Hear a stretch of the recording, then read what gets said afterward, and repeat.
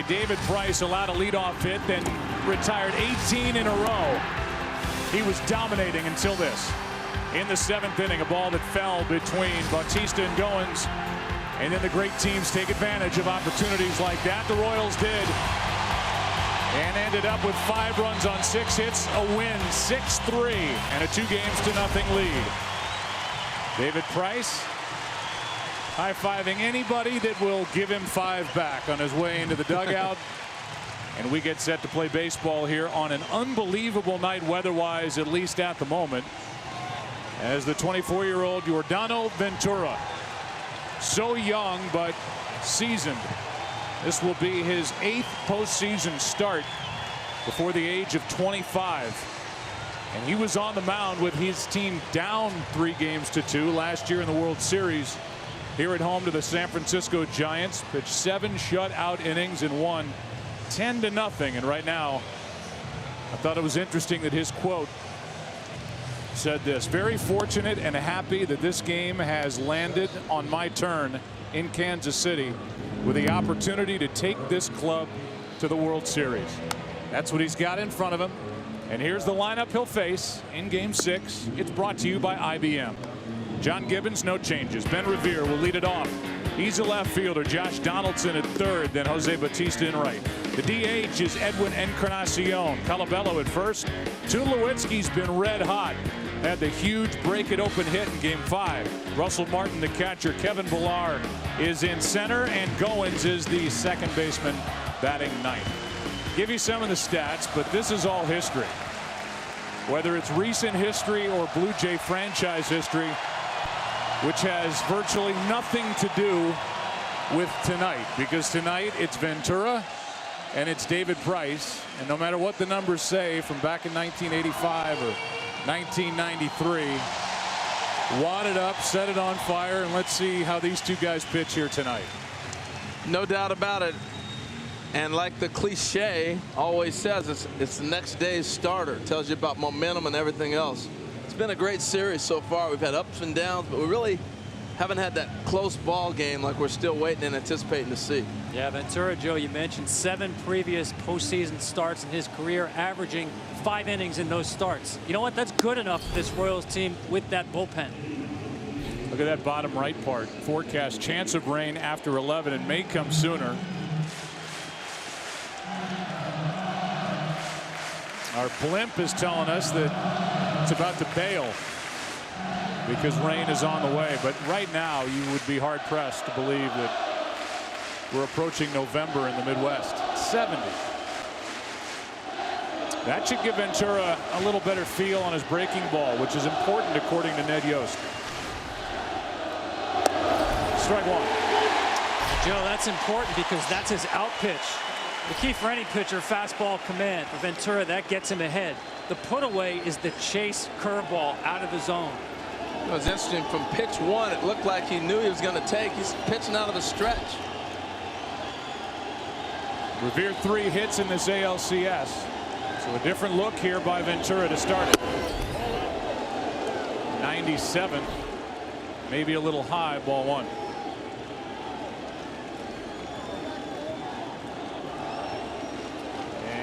This will give you coverage in Spanish by tuning to Fox Deportes. 1-1. That is fair. Down the right field line. Good start for Revere. Into foul territory, and it's a leadoff double for Ben Revere. He hasn't been a huge factor in this ALCS yet, but that is a big start. Well, he started to swing the bat the last game and really started to be the guy that they expected to ignite him. Gets a fastball in and turns on it. Just drills it down the line. Yeah, really curious to see him come out from the stretch. I know that simplifies things, but he also slide steps. That's a 2-seamer at 94. Typically, you'll see him at 97. You know, they tried to do that, mixing up the rhythm with Cueto to keep those guys with the leg kick off balance. Now we'll see how Donaldson gets along as he goes up there pumping. Strike 1. Donaldson now, Bautista on deck, then Encarnacion trying to get the early Game 6 lead down 3-2. It's been fun watching Josh Donaldson every day. You know, we talk about guys that are MVP candidates, had an MVP year. but we talk offense all the time. Everything he does has been great, defensively and offensively. Another one off the mask for Perez in the count 0-2. Toronto in this series is 11 for 46 with runners in scoring position, hitting .239 as a club. And again, this was the team that led the big leagues by a mile during the regular season in runs scored. Over 800, 5.5 a game.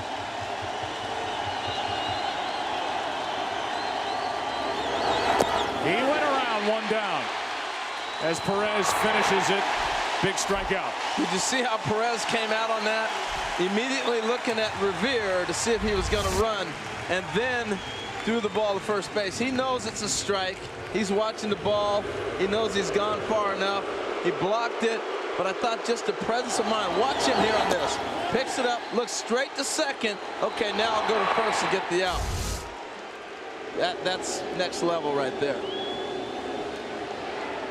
So Revere at second. Donaldson does not advance him. The batter is Bautista, who has yet to go deep in this series.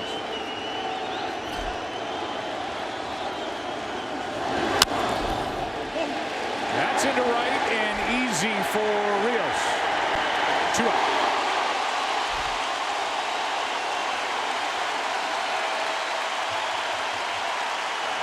Home plate umpire is Jeff Nelson. With Jim Reynolds at first, Laz Diaz at second. John Hirschbeck is the crew chief. He is at third. Hunter Wendelstedt in left. Dan Iasonia in right. So from the leadoff double to a runner at second, 2 out, and the DH Encarnacion digging in. It's a tough matchup for Ventura. Encarnacion has been on his two-seam fastball down in the zone.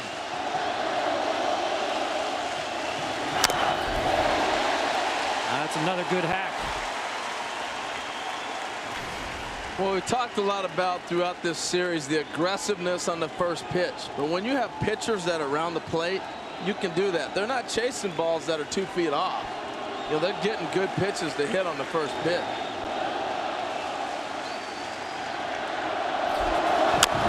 Left side, Moustakas backs up and got it. How about the kid Ventura? And the Blue Jays still have not scored in the first in this series.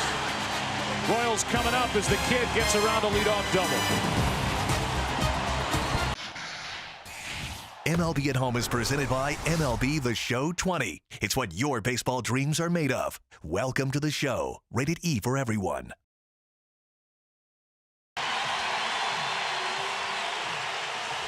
Here comes the hottest man on the planet. Tonight's starting lineup for the Royals brought to you by IBM. Alcides Escobar. The hardest out in either lineup. Then ZOBRIST, Cain, Hosmer, Morales, Moustakas, Salvador Perez, Alex Gordon, and Alex Rios. Take a look at Alex Gordon right there. He hit a foul ball yesterday's workout off the cage into his nose. And it was the second time he'd done that this year. Missed most of the workout yesterday, but he did take batting practice today, and he's back at it. And the nose looks okay. This guy's only hitting .526 in the ALCS. And as always, first pitch swinging, strike one. It's almost a joke in the Blue Jays clubhouse with the starting pitchers. Like, you ever want to bounce one up there just to see if he'll swing? Because you kind of feel like he would. I'd borrow R.A. Dickey's knuckleball. He'd probably swing at that, too. Smart by David Price to throw it out of the zone. Take the strike. How about both guys starting out of the stretch?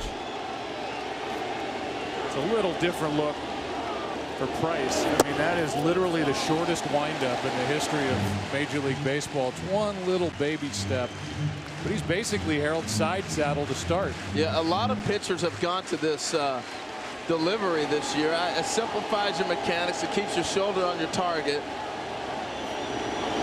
That's up the middle. Nice play by Goins. 1 out. He can pick it. He has shown us what defense is all about. His delivery from David Price. This ball's going to be a bullet right past him. But watch Goins once again. Look it in. Take your time. He's got the arm strength to know it, and he knows who's running. Beautiful play. Let's just get these stats out right now. We told you the home plate umpire is Jeff Nelson. David Price's last 5 starts with Jeff Nelson as the home plate umpire. He's 5-0 with an ERA of 1.96, 41 strikeouts, and 36 2/3 innings. So he woke up and said, "Thank you very much," knowing who was going to be behind the plate. Strike one over the inside corner. And in August of 2011 with the Rays at Toronto, with Nelson behind the plate, Price struck out a career high 14 in just 7 innings. 8 of the 14 called third strikes. 1 ball, 1 strike.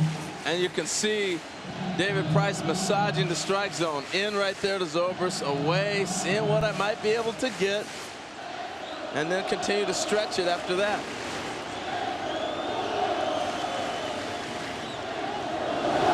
That is hit well down the line. Into the corner. It is gone. 1-0 Kansas City, home run ZOBRIST.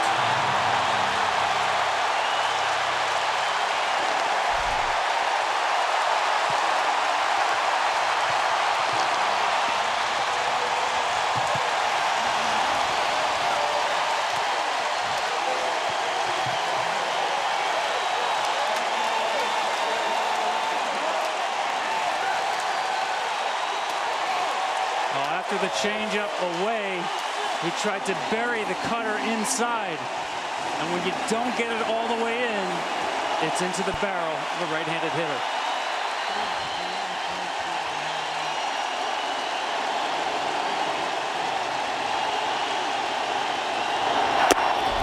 Tell you what, I take it another step further too.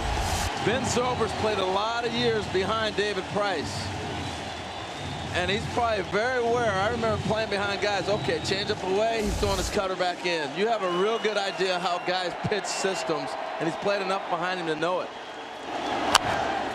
Now Cain checks on the third baseman Donaldson. 2 out. Remember when ZOBRIST hit the pop-up in game 2? He slammed his bat down. This is what he does when he hits it well. Lays it down gently. Good work by the bat. Deserves special treatment. You see that cutter is designed to get in off the plate, and it stayed in the barrel.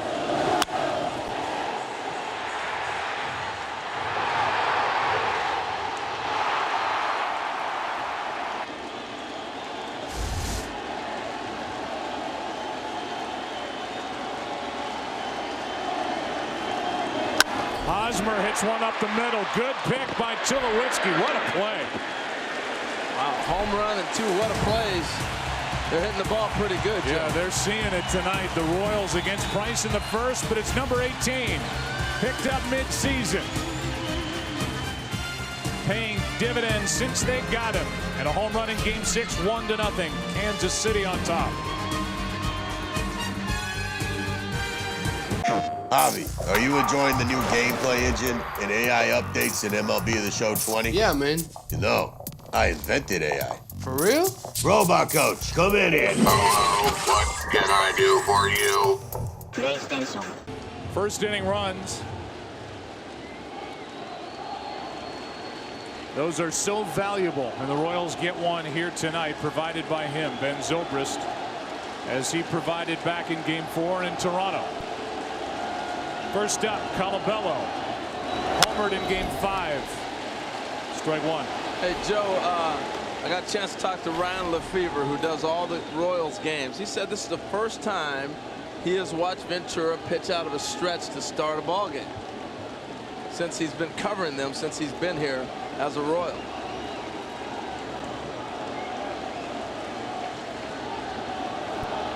The 0-1.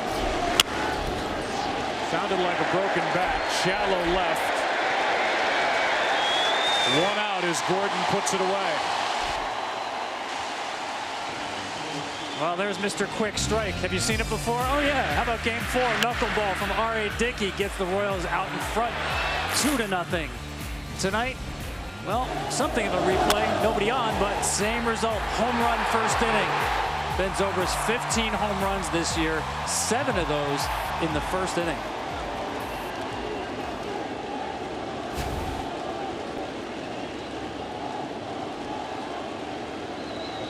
Now with 1 out, Tulowitzki. Early in the postseason, but he was talking about the fracture, the crack in his left shoulder blade, trying to explain why the offense wasn't there. He went 2 for his first 25, but he's 7 for 15 since. With a home run, 7 RBIs. 1 ball, 1 strike. Yeah, H, you talked about pitching out of the stretch, facing a team for the second time in 5 days.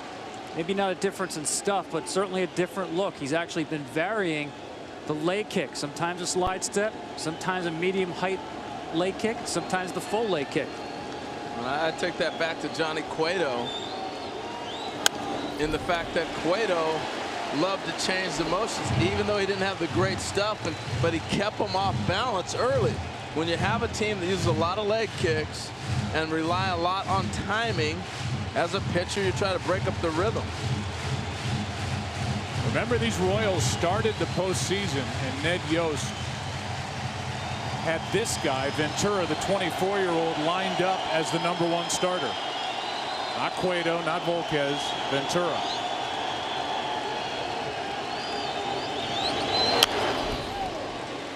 Still 1-2. Even going back to opening day, Joe. You know, he looking back on it, he thinks, well, maybe I gave him a little too much responsibility early on, and Ventura was involved in some, well, I'll call them incidents, trying to prove himself as a #1. Wasn't quite ready. This time of year, perhaps he is. I'm really curious about how the stretch works out. I'm not a big fan of it because I don't think he puts as much on the ball as he normally would. 2-2. And I think a lot of times as a hitter, for a guy like Tulowitzki, for example, doesn't use a big high leg kick, you're giving him a little bit more. If you're losing that extra foot on the fastball or 6 inches or whatever because you're not throwing 97, you're throwing 93 or 4, that's enough for a guy to catch up to you. We'll see how this works out. He's even varying his holds as if there's a runner on base. That's Moustakas with a nice little backhanded pick, 2 out.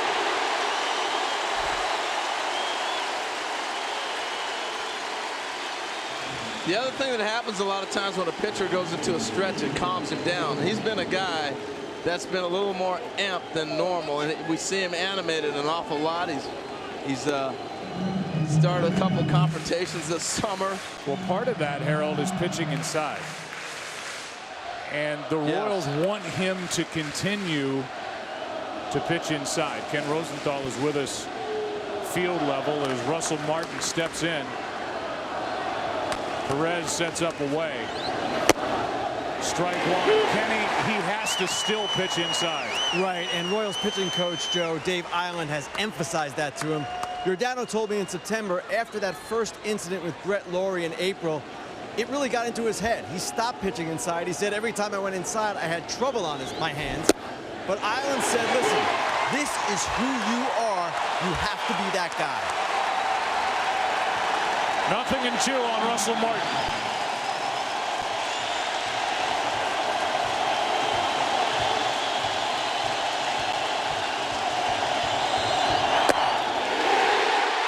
I'd say so far so good. No doubt. 1-0 Kansas City on the first inning. Zobrist home run.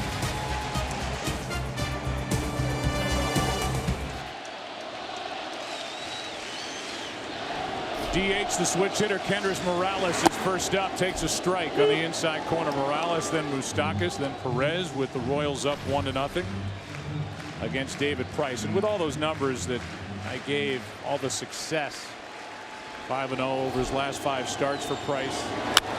As Morales flies one into right, Rios back at the wall for a loud first out. The question would be, the home plate umpire Jeff Nelson, is that something that Ned Yost would try and map out? That's just the way it worked out because of the usage of David Price during the division series. He was primed for game 2 in this ALCS, and that brings him back around for game 6 here tonight. It happens to be Jeff Nelson's night behind the plate. That's It's a strike. Said Yost, talking about Gibbons, obviously the manager of the Toronto Blue Jays, and Price.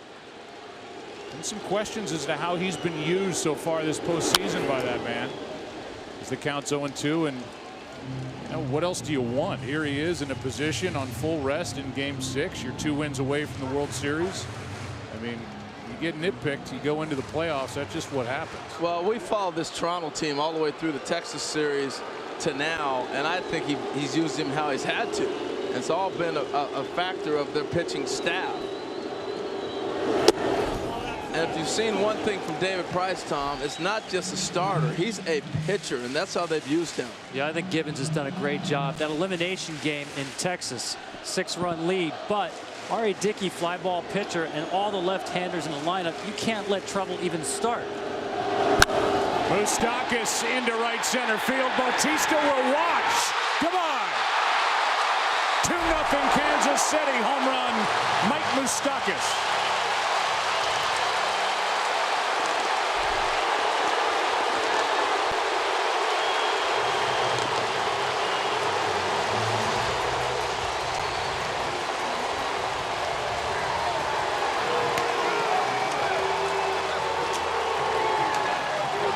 That's his first of this postseason. Well, we've watched the middle infielders make 2 great plays last half inning. A ball to the wall that Bautista makes a play on. Here's a changeup hung out over the plate that gets drilled by Moustakas. And the umpires are going to get together and make sure there was no interference. Bautista was calling for it immediately. And that's a reach over that wall up above the green wall. And everything's got to go above that the screen up there. And so from that vantage point, looking at the grounds rule, that they might get this call back. It's a pretty clean ballpark. The fans actually sit back, and to reach over, that's going to be a tough judgment call for them in Well, you can Chelsea. see. I mean, you can see it hit into the glove and then off that little screen up above that green wall, Tom.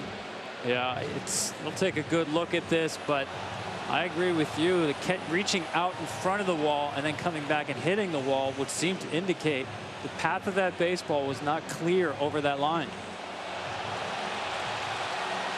They show it on the video board here at Kauffman Stadium. Well, it's a pretty clean grounds rule. It's got to go above the green in this ballpark, and that other fence sitting back there is kind of behind. It's got to clear that area as well. So I think this is going to be overruled. It's going to be a ground rule double if so.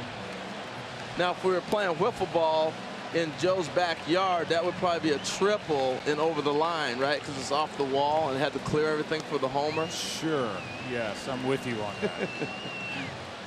But I just don't think there's any doubt about that. And then the umpires, it's their discretion because of the interference to place the runner likely at second. Yeah, I would think you place him at second base. You got to consider who's running, how hard that ball was hit. And I think they'd place him at second. Now here, this guy's an instant star. So he gets kicked out of the ballpark. Well, let's say this on the other side of it. Morales ran Bautista back to the wall and right, and they're still going to say home run. Wow.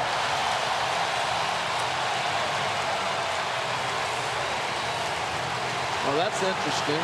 John Gibbons is going to ask why. Yeah, and that's interesting. This normally doesn't happen upon replay. John Hirschbeck, the crew chief, went over to explain to Ned Yost the call. Jeff Nelson now talking to John Gibbons with an explanation.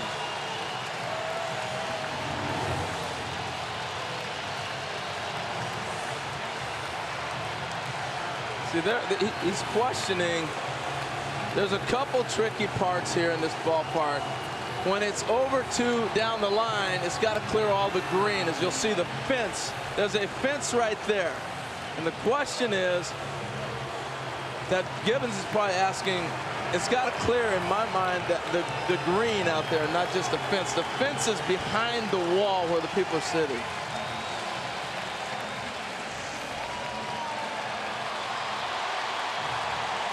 Well, Perez will dig in.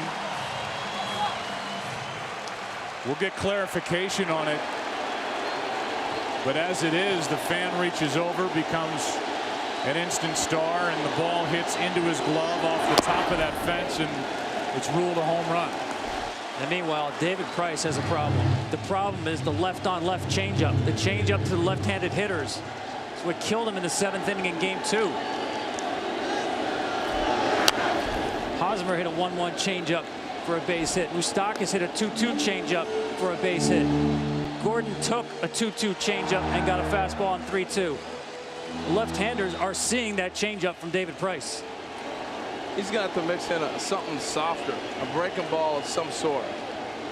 Well, that's where I was going with it. Every out has been hit right on the nose against David Price to this point. No doubt about it. He's going to have to. The problem is he's going hard with everything, including the changeup.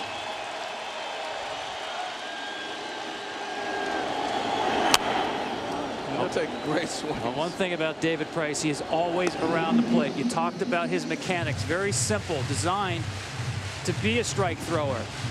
And yet you're facing a team that is so aggressive, they will not concede you a strike. The combination right now is in Kansas City's favor.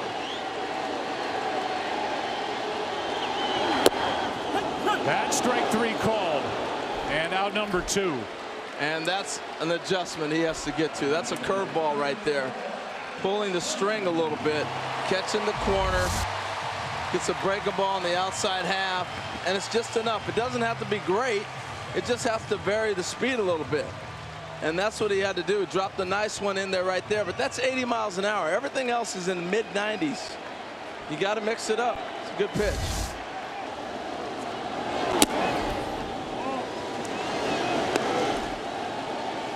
First pitch now is inside for ball 1 to Alex Gordon. The word that we're getting is that the replay official could not definitively overturn the call on the field,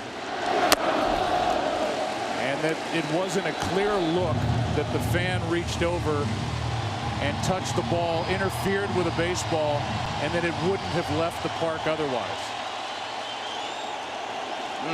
And 90% isn't good enough. I mean, we thought we saw it in the ballpark. Obviously not 100% sure back in New York. That is just crushed, but foul. Well, that's the importance of the call as it happens, because once a call is made, it's so hard to overturn.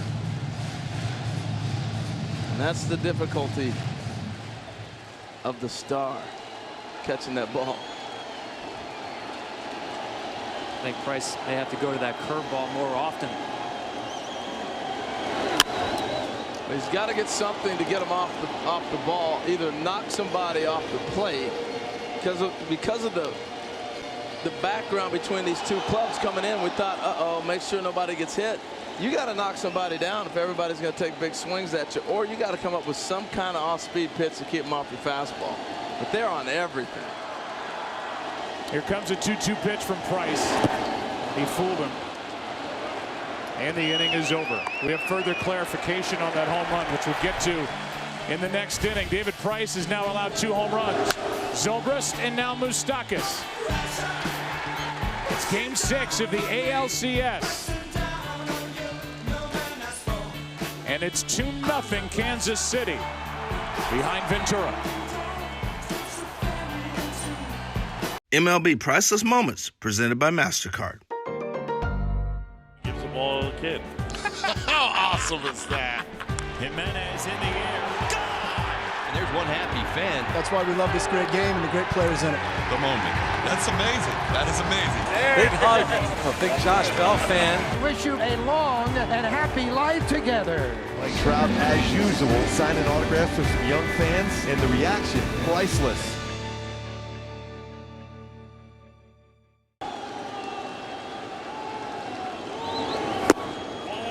Kevin Pillar is first up, and he takes a ball. We're underway in the 3rd inning. 2-0 Royals on 2 solo home runs.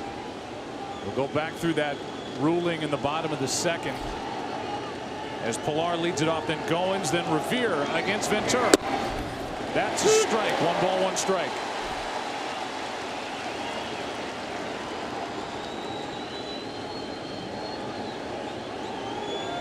Pilar has had a nice run. Over his last 20 games, he's hitting .418. It goes back into the regular season. They found a center fielder in Toronto as he's up on the count here, 2-1. Well, they really have. He's done a nice job, particularly like you talked about the numbers there, Joe. But he does something every night. And I think the energy he brings as well has changed the outlook of this club. And it's given him something at the bottom of the order they didn't have before. Some speed, he's hitting with power, he's doing it all. Here comes a 2-1. That's hit well down the line. Hooking into the corner. It is just foul. Hitter's night, folks. This is nice reaction by Sal right there. Woo, that was close. When you come out and you're thinking you're in fall and you're playing playoff baseball and it's 70 degrees, you're taking batting practice and you got a nice lather going, you come to the game, you're not going to get your hands stung or wrung. This is a nice feel. Here comes a 2-2. That is caught by Hosmer, one away.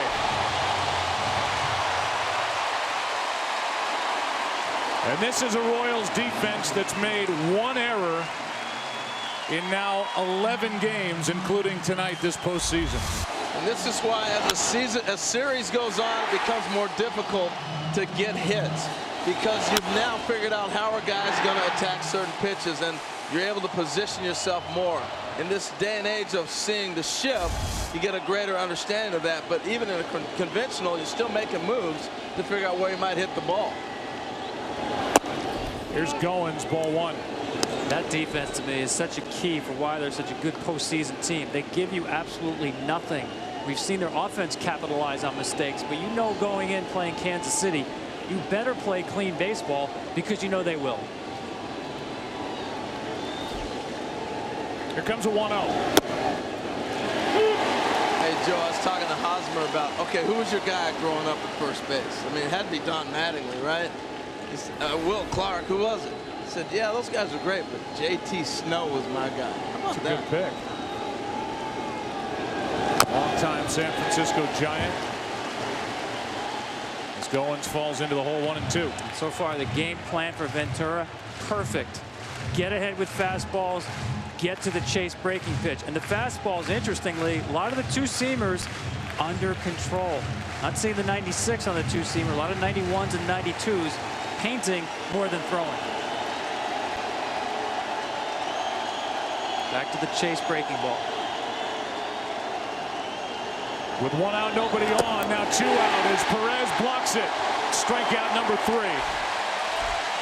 And let's go back to the home run by Moustakas. As you watch this ball travel, misses the look. As you see the glove hit the ball on the top of the wall, there's 30 inches of wall and padding up on top between the front edge of that wall and that back railing. The back railing is irrelevant. Look for a moment like that fan had reached over, but I think that above look that shows that the ball was going to skip off the top, at least, Tom, leads you to believe that they got it right, because there's not enough evidence to definitively say it wouldn't have left the park. Agreed. I mean, you just can't look at that and say it's clear and convincing to overturn it. The tricky part was there's 2 gloves down there. Not one, but 2 people reaching. One glove was brown, the other one was the black glove, and he's getting an interview. Your 15 minutes have arrived. 0-1 on Revere, now 1-1. Ben doubled down the right field line his first time. You know, back to Ventura real quick. It looks like he's taking a page from Cueto and also Volquez. Cueto disrupting the rhythm, and Volquez with the movement, not worried about the velocity as much. Another one hit hard, but this one's foul. Strike 2. Here's Cueto. He would get the ball tomorrow night in a Game 7 if there is one against Marcus Stroman. And if you're wondering, it's been 7 years since he cut his hair. I asked him today. I had to.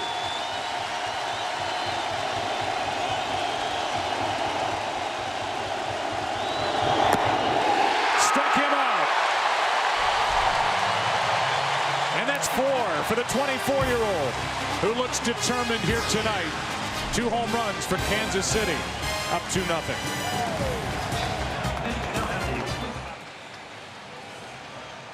Alex Rios first up for the Royals, then Escobar, then Zobrist. Here in the third inning, up 2-0 on David Price.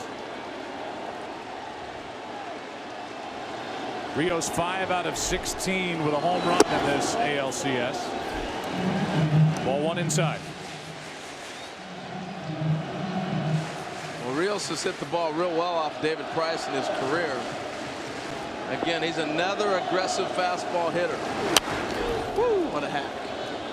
A lot of that damage getting Price early in his career. Last 4 years, just 5 for 22 against Price. Don't forget, Price, different pitcher than he was early on. More of a four-seam curveball pitcher when he first began. Mixes in his pitches much more now. 1-1. To the right side, a long run for Bautista. He's there and hangs on. We had a chance to visit with Ned Yost, manager of the Royals, and first question or statement was that his young starter Ventura looked determined tonight. He does. Warmed up great. I asked Dave. Went out on the mound, and the first batter he was throwing from the stretch, and I told Dave, what's he doing? He goes, I don't know, but you know, Revere ends up hitting the double and stayed in the stretch and got 3 big outs. And Dave came in. He said, look, I'm just trying to get my tempo. He said, I'm just trying to get comfortable out there. It feels pretty good. And Dave says, well, you do whatever you need to do to get this job done tonight. Yeah, but he's throwing the ball great. Yeah, what's going on down there? You had Volquez changing his game plan on the way in from the bullpen. You guys are fluid down there. Yeah, well, whatever works, right? Yeah, hey, it looks like you're getting good looks off David Price, too. You guys are hitting it hard. Yeah, we're hitting the ball pretty good. We're getting some pretty good swings on him right now. Big hit by Moose. I wasn't sure that ball was hit high enough to get out, and luckily it was. But putting together some good at-bats against him so far. Hey, we appreciate the time. Good luck. Thank you, guys. He's got Escobar up. Alcides is 10 for 20 in this ALCS.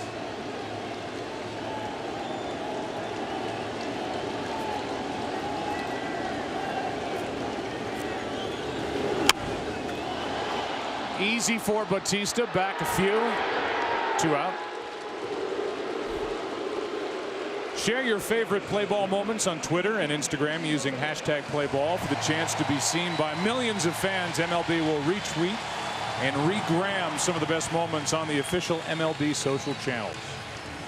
And we've seen 4 curveballs already since the changeup was hit for the home run from David Price. Normally, course of a game, such as game 2, throw only about 10 or 11. Got a feeling he's going to throw in some more tonight.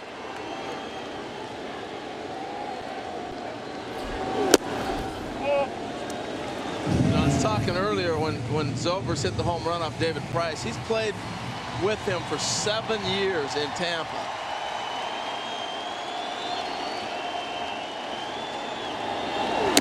And Joe, I'm telling you, you play behind a guy, you get a feel for what he does. I remember playing behind Randy Johnson. 2-2, it was going to be a slider. Mark Langston, he got 0-2. They're going to waste one way away from the hitter. You just get a feel for what a guy's going to do. And that's the advantage of if you pay attention to playing behind a guy. Doesn't mean you'll hit it, but it helps. The 2-0. Saw that note. Morales with his 3 left-handed home runs, 1 right-handed. Zobrist 1 left, 1 right in this postseason. The second pair, the same lineup to homer from both sides of the plate in the same postseason since '64. Tresh and Mantle. Wow, that's pretty impressive. 2 balls, 2 strikes now on Zobrist. I'm trying to think of combination of switch hitters that have come along with that kind of power. I mean, Eddie Murray. I don't know who else was on those Baltimore teams that could have joined him. Chipper Jones in Atlanta.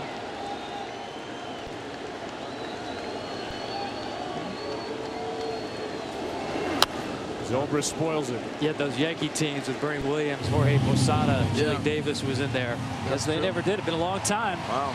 And you're thinking, you know, Ken Singleton. I don't know if he played with Eddie Murray or not at that time. But yeah, he did. That was, wow. There's been some impressive switch hitters.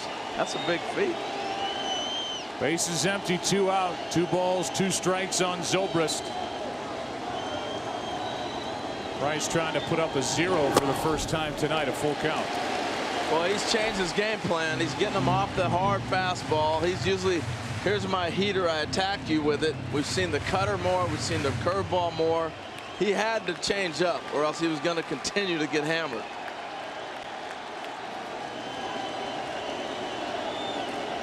A 2-out walk. Well, to me, the danger pitch for David Price is that changeup. He's obviously gotten a better feel for that. He's been throwing it more and more year to year. He also gave up the most home runs on that pitch compared to his other pitches. I know people don't like walks, but sometimes you're better off walking a guy. When ZOBRIST hits a home run and he took every pitch like he was going to hit it, he's on you. I take my chances. I'll go after Lorenzo Cain. Well, Cain has reached base in 14 straight postseason games.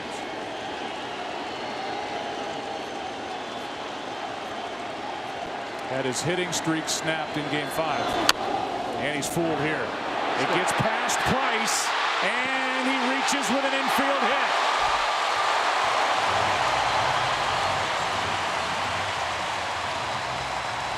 I'd be smiling too. You couldn't have rolled that ball any better. It's a changeup coming back at Price, so he can't react to it. Once it's by him, it just dies. It's almost like a golfer just drops one on the green, and watch the backspin. I want to set it right here. Now stop, sit, baby. That's what had happened. Looked like one you put on the green, Joe. Not in the wall. 2 on, 2 out. The batter is Hosmer, who's 0 for 1. And who has 22 career postseason RBIs. He's been money in these spots with runners on base. Check this out.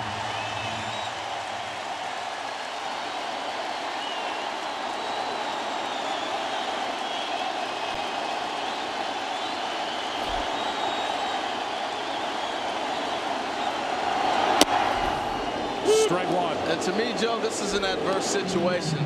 Last time Price was in this ballpark, the ball dropped in between two guys, and the inning got away. You know, here's a little blooper, gets in. You're going to give up home runs, but this is where he's got to stop the damage right here. And last time in this situation, Hosmer looking away the entire at bat. If he said he pitches me inside 3 times in a row, I just tip my hat. Well, there's pitch 1 inside. There's pitch 2 inside, and it's 0-2. It was a remarkable approach by Hosmer. He's got the same approach here. Looking for the ball away, defending one side of the plate. And I think if I'm David Price, watching the way he reacted to this pitch, I'm going back in a 3rd time. Well, if Hosmer's telling you that, he's talking too much. I'm not telling you anything of what I'm thinking.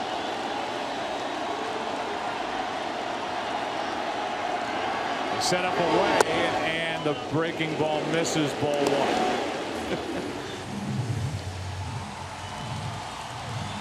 See if they go back inside on 1 and 2. That's as bad as giving up. Omaha. I ain't giving that up. Hosmer with a chance to add to a 2-0 Game 6 lead.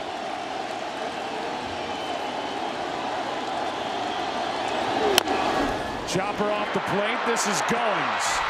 Inning over. And a good job by David Price to get around that hit by Cain. A shake of the head, off he goes. We go to the 4th. 2-0 Royals on top.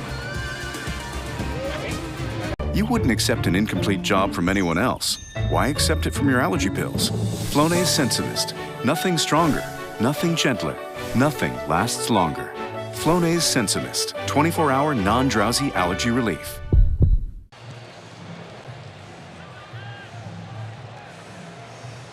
Official caps, hoodies, jackets, and more. Celebrate with your favorite team at the MLB.com shop. 4th inning now, and the Blue Jays facing elimination tonight. And down 2-0 have the big bats. Donaldson, Bautista, and Encarnacion against Ventura, who gave up that early double. First batter he faced. Not a base runner since, and 4 strikeouts. And this is Escobar. Hard hitting interviews. That's what we bring you Erin Andrews, dazzle the world. I'm here right now with 19-year-old Caleb Humphreys from Blue Springs, Kansas, and you actually caught the reviewed home run by Mike Moustakas. Your glove was out there, and so was your brother's Hayden's. I want you guys to show me exactly where your gloves were when you caught the ball. Right there, right? Yes, yeah, about right. Okay, so not over the wall, right? Not in front. No, not over the wall at all. Just a couple inches out as we reached forward, and just kind of ended up in our glove, and we got to be up 2-0. When you caught the ball, tell me the first thing that entered your mind. Is this actually happening? Is this for real? Did I really just catch a Game 6 home run ball hit by Mike Moustakas? Like, this is unreal. And when you realized it was happening and then they reviewed to see if you interfered with it, what then entered your mind? Please don't, please don't overturn this. Please don't take this away from me. Okay, and one more time to clarify, show me where your gloves were. So they weren't over the wall. They weren't over the wall, but they were definitely behind it. I want to tell you, Joe, when I came up to Caleb, he was shaking. You are surrounded by media. How many interviews do you think you've done already? Too many to count, but like these fans behind me, I don't even know them, but they've been giving me a hard time, and they're awesome. This guy right here, he's my agent. This is my guy. Don't give him any percentage. Just take it from me and the guys in the booth. Enjoy the rest of the game. Thanks for being a good sport. Thank you so much. All right, Joe. Thank you, Erin. A couple things with that. Here's a 3-1 pitch to Bautista, and that is hammered deep into left field, and the lead has been cut in half. Wow, what a bomb off the bat of Bautista to make it 2-1. And here it comes back. No review necessary on that one. Wow, as you said, fastball count. Got the fastball up. He's been waiting all series for that pitch. Well, they've continued to try to throw him the same way every time. He's just too good a hitter to continue to challenge. I think they're flirting with fire with Encarnacion pitching him inside too. Well, here he is, Edwin Encarnacion, home run. And that's as hard and as far as you can hit a baseball. Strike one. So our interviewee, his ball is the only thing separating this game right now. Now, I'm going to tell you what, their glove is further out than that. It was a 428-foot home run a moment ago from Bautista. There's a strike to Encarnacion. And next time we're sending a stack of Bibles out with Aaron to see if the interviewee will. At least the lawyer to cross-examine. It was right here. It wasn't over the wall. 1 out, nobody on, 0-2. The count on Encarnacion with a run home. That's chopped to Moustakas. His home run is the difference because of this from Bautista. Yep. Fastball up, two-seamer, too much of the plate. One of the few times Ventura has gotten behind on the count. He's done a nice job up until then, getting ahead with fastballs, using the curveball as the put away. Not that time. So again, the difference is the ball by Moustakas. Blown up. It certainly looks like that glove is over the wall. It's not where he Yes, counselor. Oh my goodness. 2 out, nobody on, and here's a line drive into left. It will fall off the bat of Colabello, and the inning continues.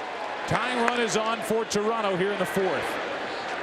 So aggressive on that first pitch. We know we talk a lot about Escobar, but Colabello doesn't let a lot of balls by him either. He is swinging at that first pitch fastball all year long. Hit over 500 on first pitches. First time up, fouled off a pitch, first pitch.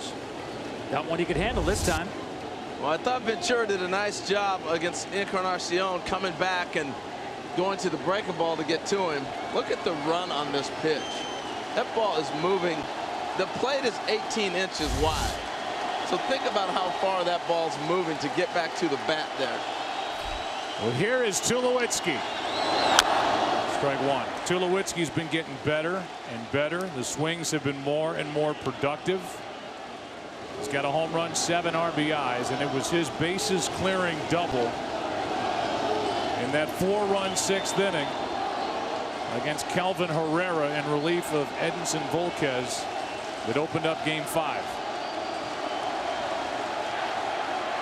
Timeout.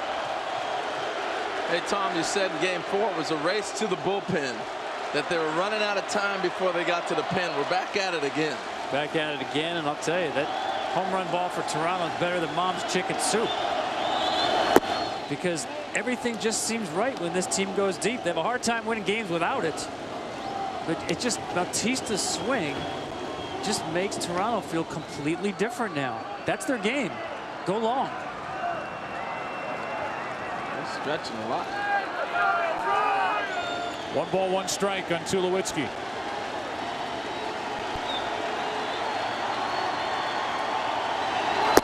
He went around, strike 2.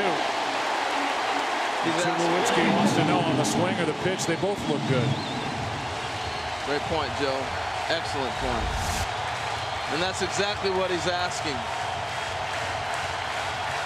Because he feels like he sees the ball well. So you ask to find out.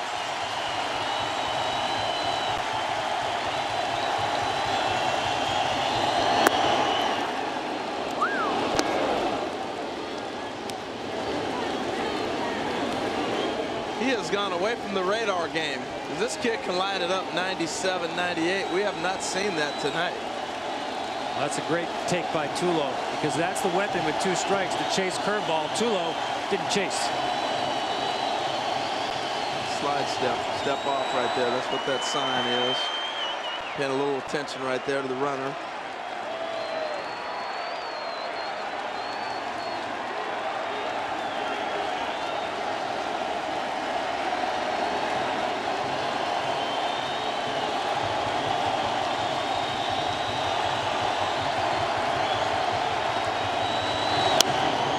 Good swing by Tulowitzki.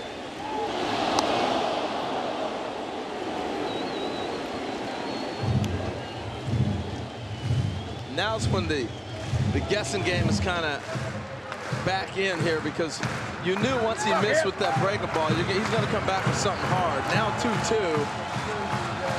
This is the deciding pitch, I think, in the AB right here.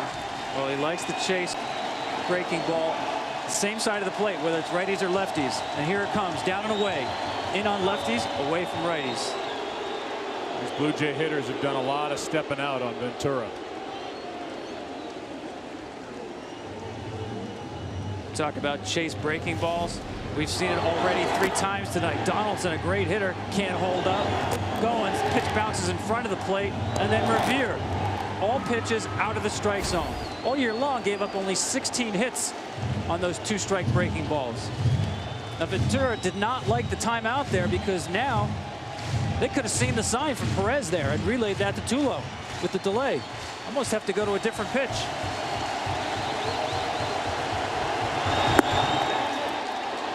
Check swing, full count, runner will go. And you saw how well he saw that. It's exactly where he wanted to throw it. Well, the difference too, Tom, is Tulo did a nice job of all those breaking balls you showed there. None of them are strikes. He hasn't thrown it for a strike yet. Yeah, the majority of his strikeouts are not in the zone. He wants you to chase.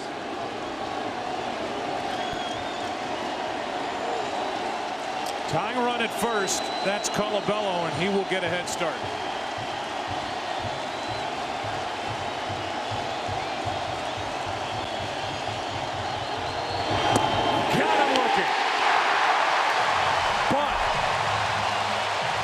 Toronto's on the board.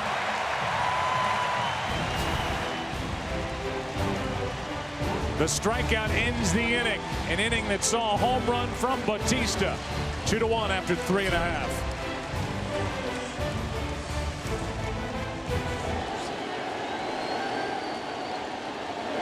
First pitch to Kendrys Morales, in for a strike. There was a little flare up at the end of the top of this 4th inning.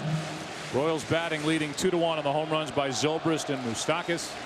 Bautista just went deep for Toronto. Big rip by Morales, 0-2. And it was Yordano Ventura who was glaring in at Troy Tulowitzki at the end of that strikeout for what we assume was the late timeout call. 2 pitches previous. That's fouled right side. And here it is.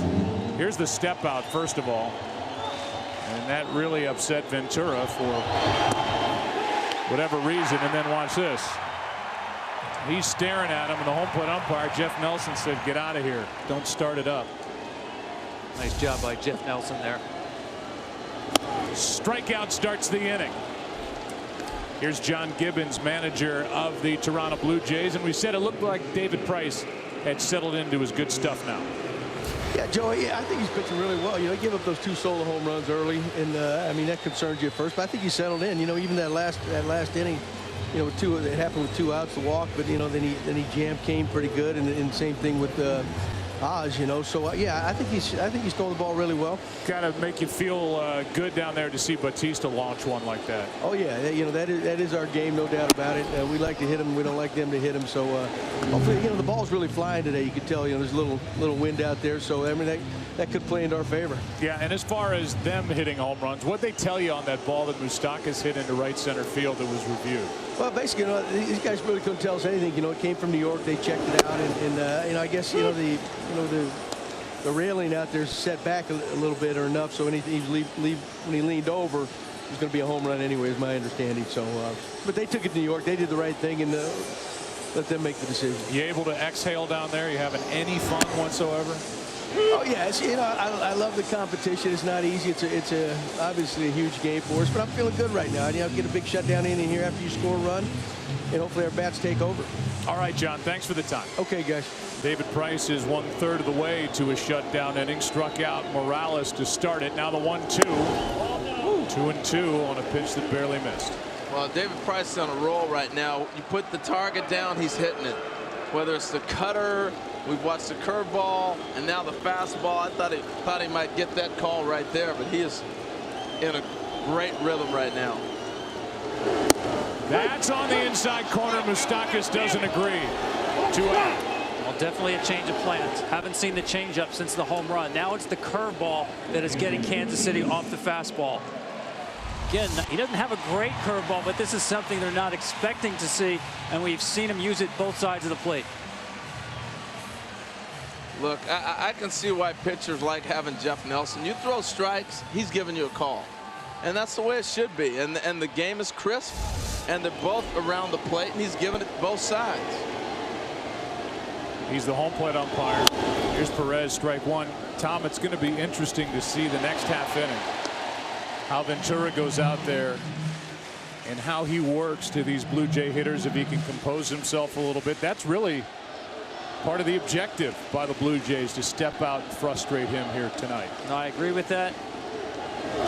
And Joe, you know, sometimes he's a guy who actually looks for something. He looks for a spark of energy to feed off. Now, you can take that too far sometimes, and that's what you're alluding to from Toronto's side. But I think he'll take any perceived slight and build it up to draw energy from it. David Price could strike out the side, which he does. Morales, Moustakas, Perez, David Price is on a roll. And we roll into the 5th. 2-1, Kansas City on top. MLB at Home is presented by MLB The Show 20. It's what your baseball dreams are made of. Welcome to the show. Rated E for everyone. 2-1 game as the 5th inning rolls in, and Yordano Ventura, the young right-hander, making his 8th career postseason start. A record of 0-1 and ERA of 6.5 coming in this postseason.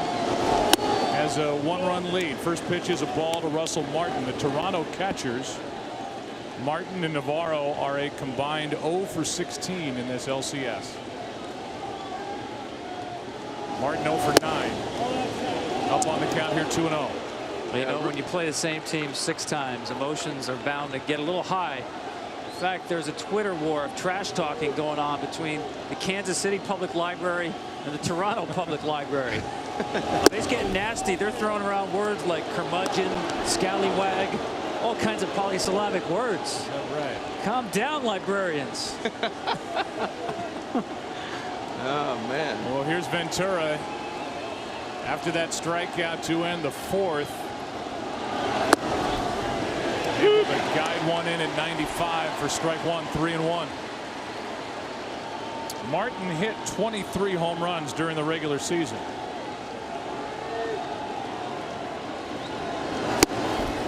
And it's a walk to start the inning. First walk handed out by Ventura here tonight. Tonight's telecast is sponsored by the Quesarito and Volcano Quesarito Big Boxes. Grab them at Taco Bell. By Budweiser, make a plan to make it home. And by Cricket Wireless, something to smile about. Tying run is on, nobody out. Kevin Pillar stands in.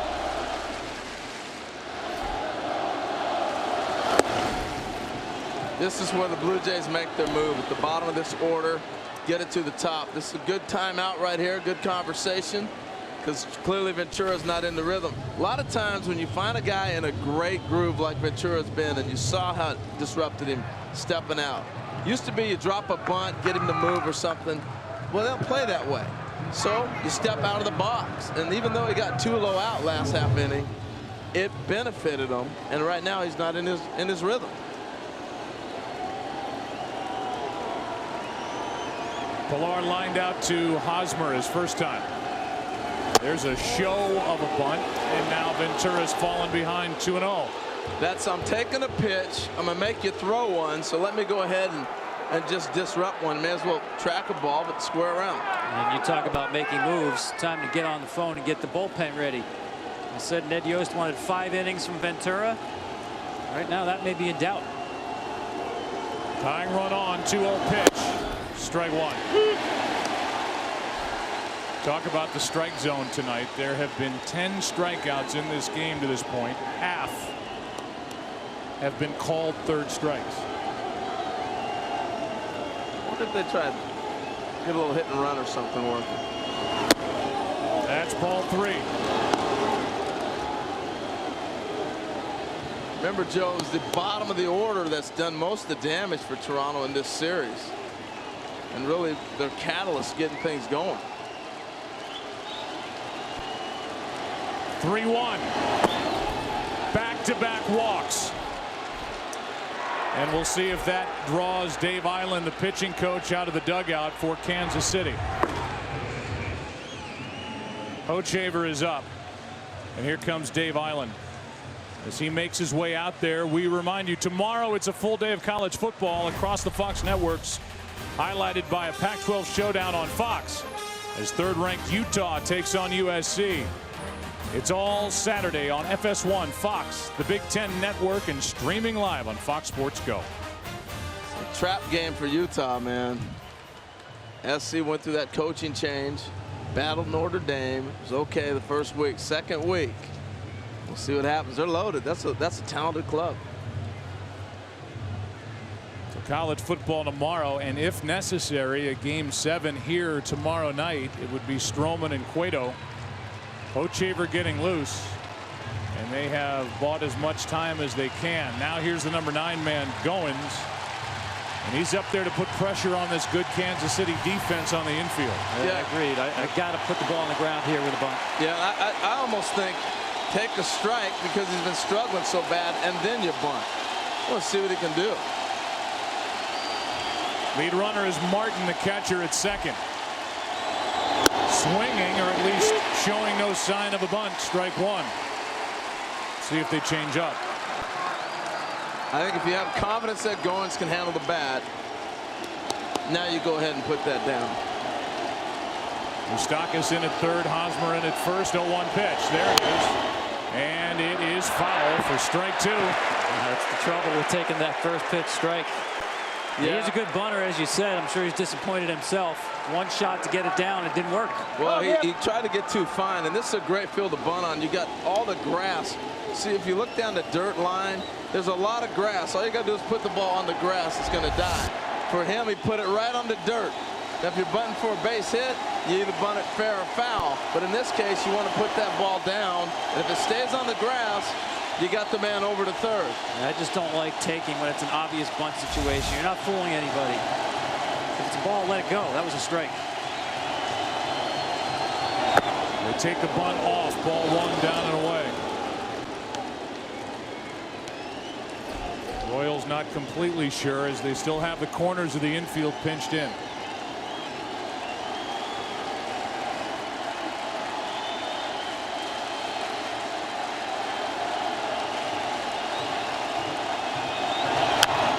Good swing by Goins, who's been impressive in this LCS. He's 5 for 17. Oh, you're right, Joe. This is a guy who was 0 for 17 in the division series. Swinging the bat much better and really grinding out of bats. We've seen big 2-strike hits from Ryan Goins. Ventura has struck out 5. He's walked his first 2 in this inning back-to-back.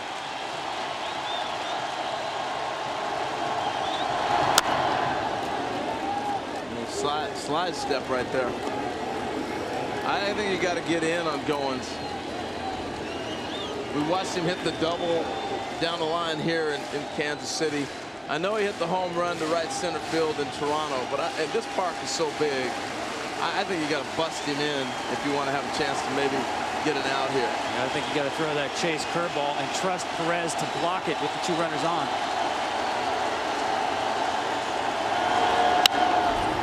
Fly ball into right center field. Cain makes the catch. The runners stay put. 1 out and a strong throw from Lorenzo Cain. And a great pitch from Ventura. Down in the count, you know he's trying to make contact. And he's not going to drive a baseball. Ball starts to go in, it runs away, he tries to hook it.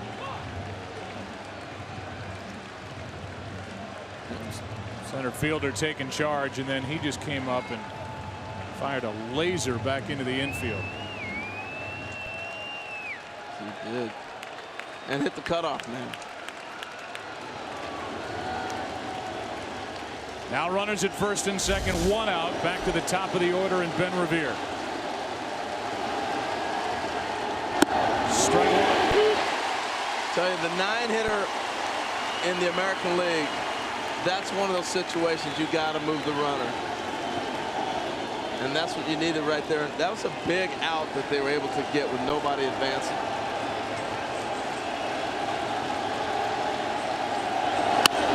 That's in the air to left. Back to grab it is Gordon. 2 down. And now a battle between Ventura and Donaldson. With 2 on, 2 out. Perez will go out and talk, and I'll go back to what you said, Tom. It's interesting, though, Harold, you were thinking along the same lines as John Gibbons. Yeah. With Ventura struggling with his control, take a pitch, take a strike. Well, that gave Goins only 1 real chance to get the bunt down. He didn't do it, then didn't advance the runners. That is a big out and a missed opportunity here for Toronto in the 5th. Yeah, I think it comes down to knowing your personnel. I mean, obviously, I thought he could get it down. John Gibbons must have too, but you look back at it, you say, yeah, give him 2 shots to do it. It's probably the best way to conventionally do it, but I saw him struggling out there on the mound as well. Here's Donaldson. That's caught. Moustakas with a diving grab. And Donaldson could not have hit it any harder.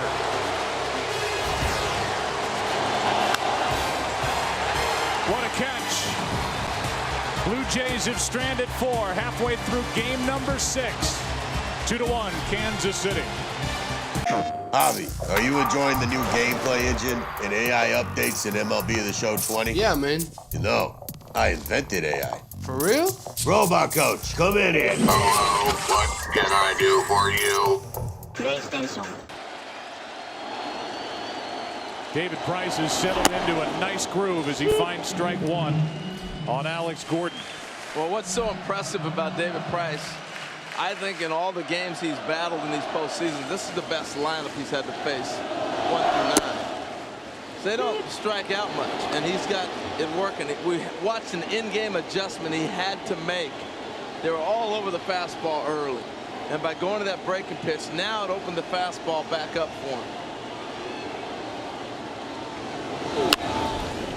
Still 0-2. Yeah, you saw Gordon take that curveball. That's been the difference. They're not even swinging at the curveball. Used to seeing the changeup to get off the fastball. Again, no changeup since the home run by Moustakas. Ventura just got around back-to-back walks in a one-run game in the 5th inning of a game 6 without allowing anybody to score. A strikeout starts the inning.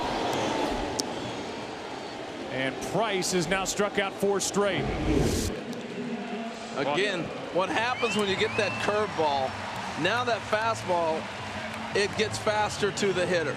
It just doesn't give you the same thing to react on. That's 96 now, and it's not coming in where it's 96 and they're anticipating it. Now it's jumping on the hitter because he's opened the whole game up. Now you got 3 pitches to protect on, and David Price has changed his game.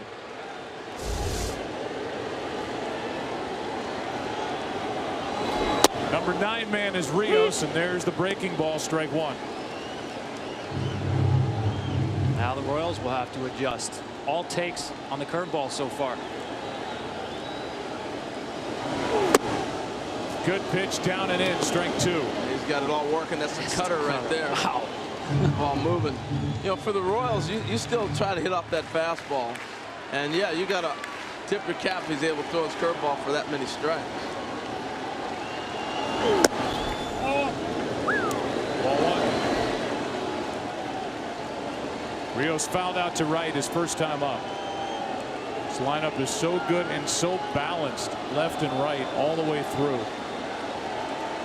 Tough to navigate. Price is finding his way. That's down the line. It is foul.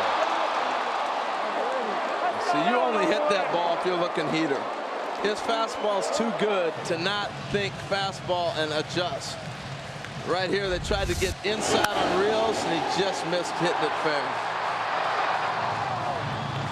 I know the fans love and they go ooh and ah, but that's not the kind of foul ball that deters a pitcher. Threw the pitch where he wanted it, far enough inside so that he could not keep it fair.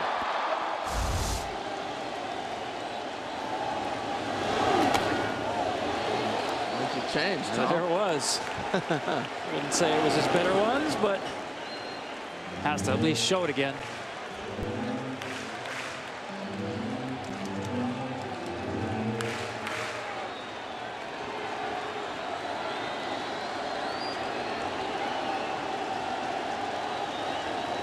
The back.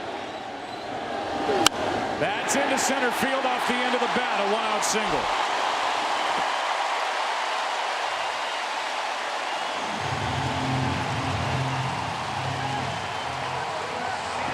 Aerial coverage tonight brought to you by DirecTV, now part of the AT&T family. Breezy night. 70 degrees at the start of the game here on the 23rd of October.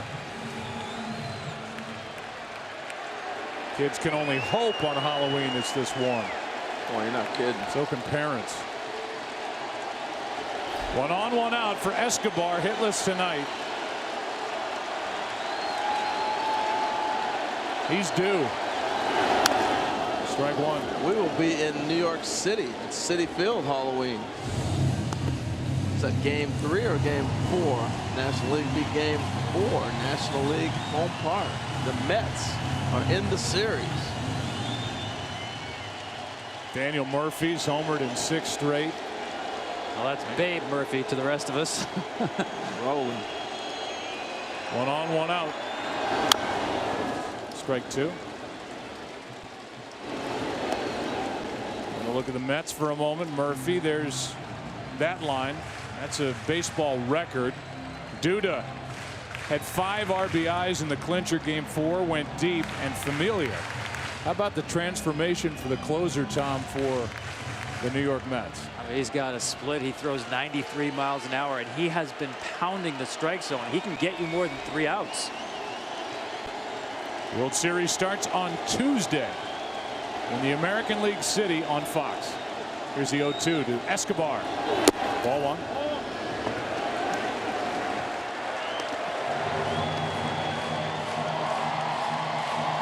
You know, the other thing with this Royal team, they all run so well that the double play ball doesn't really get you out of a lot of jams where you say, okay, these guys are sluggish, I can get a double play, get me out of here.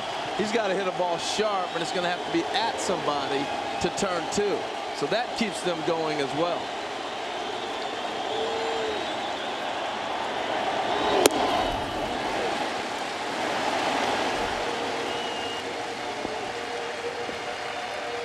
The Blue Jays in the 6th inning, either against Ventura or somebody out of the bullpen for Kansas City. Will have Bautista, Encarnacion, and Colabello. Right now it's 2-1, 1 on, 1 out, and a 2-2 count on Escobar. 2 out. And that's 7 strikeouts, and the last 5 outs picked up by David Price via the strikeout. That cutter has been absolutely filthy. Look at this, continue to run in on the hands of Escobar. Can't throw that one any better. Well, and you see Escobar go out to get it. The thing about the cutter, it looks like the fastball, so you go to get it, and the next thing you know, it's underneath your hands or off your knuckles, breaking your back. Here's ZOBRIST, who popped one in the 1st inning. Ball 1 outside. Well, let's go. In the 1st inning, let's go back to ZOBRIST's home run. Let's do a stat cast. Goes off the bat 99 miles an hour. And he got just enough of it to put it over the wall. 367 feet. StatCast powered by Amazon Web Services. Runner goes. Throw down. Too late. Stolen base. Alex Rios. How rare is that, Joe? First stolen base allowed by David Price all year. He had thrown the most innings since 1968 without a stolen base. I'm telling you, they're running first move right there. That is great scouting on the Royals' part. David Price, you see Rios break. As soon as he begins to go to the plate, Alex Rios takes off. This is what they did in Game 2 with Eric Hosmer at first base. Price thought it was a double play. They may want to give it a look. Foot is on, the tag is on the hand, and they're going to give this a look. Didn't they get Rios already? On the pop-up When he slide. popped up the bag, they tagged him and got the review. Let's watch the left hand. Nothing definitive. The call on the field is stolen base. If he'd have left it on him again, Joe, Alex Rios has got to figure this out come spring training. He'll pop off the bag again. If you leave the tag on him, he's going to come off the base. That's not the case here because they didn't leave the tag on him long enough. But the shot, watch this. He'll pop off the base for you once again. And right there, if you would have left it on him, he likes to change feet, he would have been out. He's got to work on that. He'll go in with the left foot, but he likes to pop up and go to the right. He sticks it. Now he's in the air. And when he's switching feet, if you leave it on him, he's going to be out. He's got to change that. Did you see anything, Tom, that would turn the call? The issue here is, did he get the hand on the tag before Rios hit the bag? And once again, I'm not sure it's clear and convincing. Worth the challenge for sure. That's a huge 90 feet right there. Well, you're looking at 2-0 count with a runner at second base and ZOBRIST, who's already homered. Yeah, that's a big out. But again, Joe, what we're seeing is that first call is so important because it's hard to overturn if there's not convincing evidence to overturn it. And I'm with Tom. I think this falls into that category again. If we look at these replays and study them in New York, they can blow them up as well. Stolen base.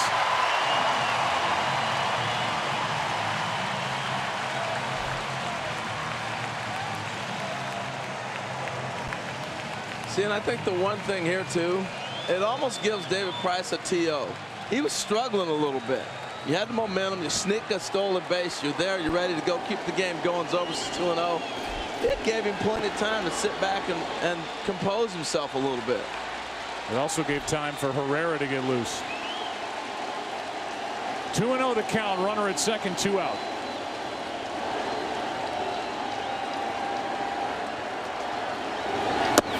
Strike one.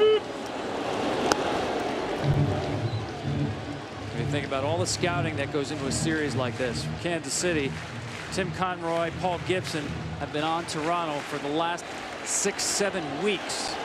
Those are the little things that can win you a series, to pick up tendencies like that. Running first move on David Price. They had his lack of a pickoff move.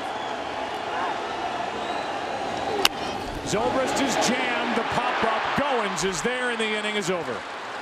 And that keeps Game 6 as a one-run affair. Into the 6th inning we go. 2-1. Kansas City on top.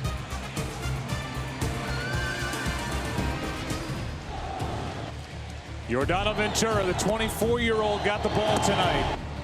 Game 6 of the ALCS.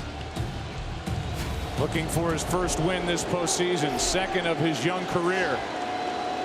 Leading 2-1 into the 6th inning, and there is not a lot of rope for Ventura. Herrera is up. He's ready to go if anything starts for Toronto. Bautista, Encarnacion, and Colabello. This is batter by batter. If a runner gets on, he's probably out of the game. But the problem is, look at this guy's numbers against Ventura. You're defending the home run right here, not the single. And you're going to do it now because it's 1-0, and you just threw him a breaking ball. So what's Bautista sitting on? A heater inside.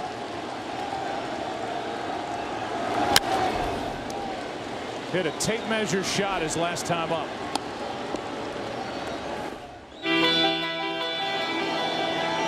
That is hammered.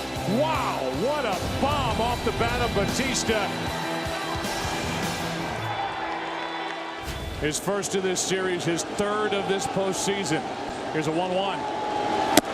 Ball 2. He's feeling it. He's seeing him pretty good.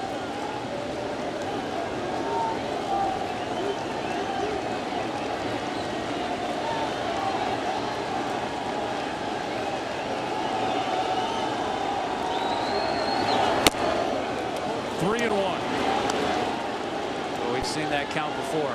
Can't give in here. Bautista clearly sees the ball extremely well against Ventura.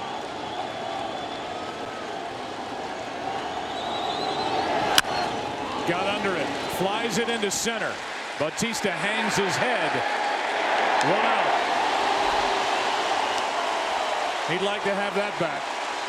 Sure would. The ball's just up in the zone enough for him to pop it up. That ball ran up. Had it been down, look at him. That's when you know you missed one.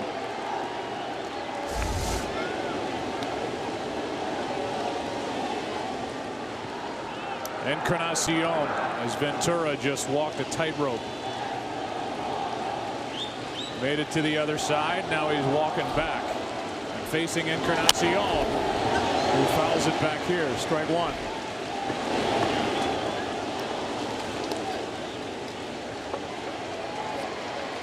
Edwin's been bothered by the strain in the middle finger on his left hand. He's looking at that defense. Swung around playing him to pull. Hosmer's got a long run just to get to the first base bag.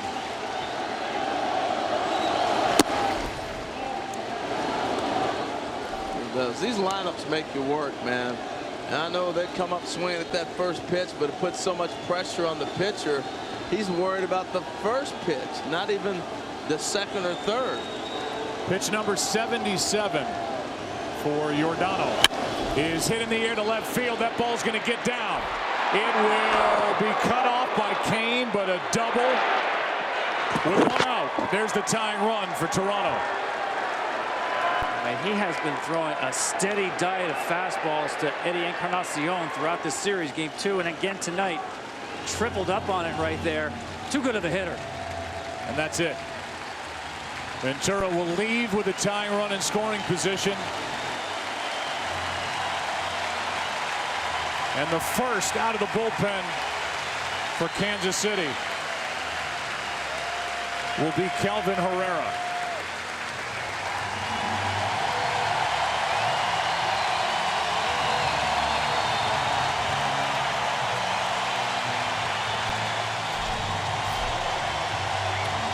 Two to 1 in the 6th inning of Game 6.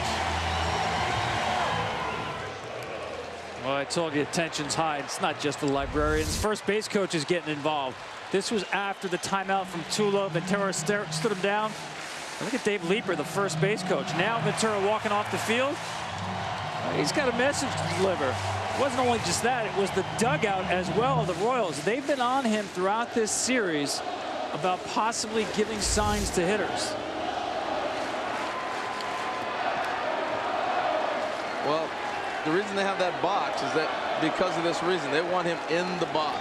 And that's why you have that, so that coach has no vantage point. Well, here's Kelvin Herrera, tying run at second. Good breaking ball, strike one on Colabello.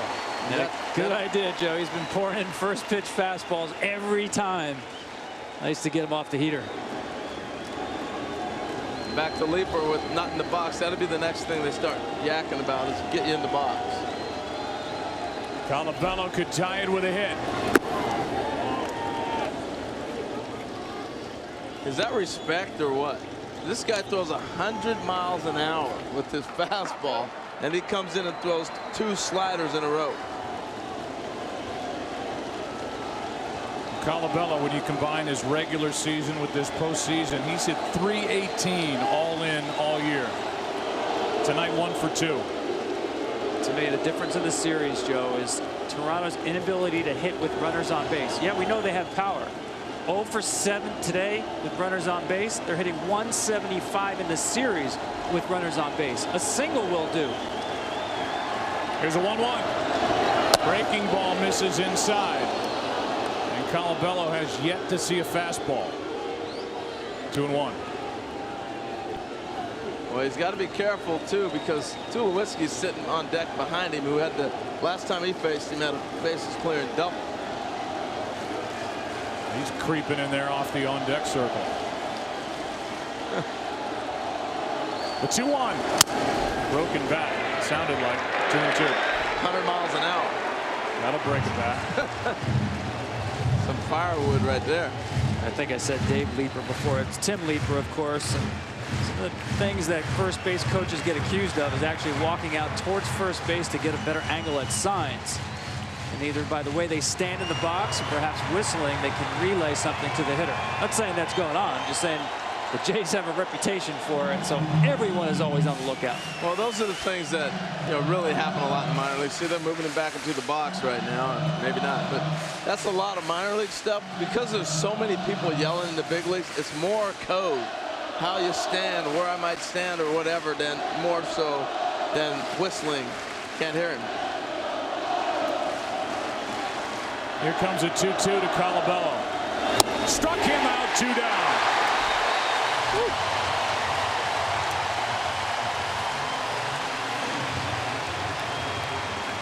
Tell you, you get the thought of the breaking ball in the hitter's head, and that fastball, I know this is 100 miles an hour and it's going to be by him, but it becomes 105 when you got that other thought in your mind.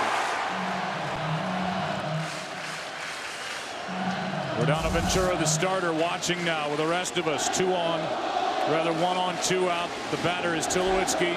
Could tie it with a hit. And that breaking ball stays up and in. Tulowitzki tonight 0 for 2 with a ground out and a strikeout. This is the at-bat for me. This is the matchup, because if you fall behind like they have already, Russell Martin's been struggling. If I'm Kansas City, I take my chances with Russell Martin.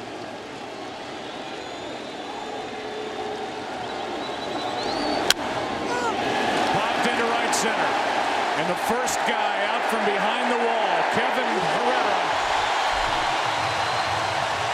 forces this Toronto team to go 0 for 8 with runners in scoring position tonight in Game 6. Kelvin Herrera, the first of a few coming out of that pen. He starts out well. You wouldn't accept an incomplete job from anyone else. Why accept it from your allergy pills? Flonase Sensibist. Nothing stronger, nothing gentler, nothing lasts longer. Flonase Sensibist. 24-hour non-drowsy allergy relief. Pitching has dominated here in Game 6, and it's David Price who's gotten on a roll. He struck out 7. Trying to keep it a 1-run game. 2-1 Kansas City on top. Trying to repeat as American League champions with a win here tonight. Ball 1 inside to Lorenzo Cain, 1 for 2.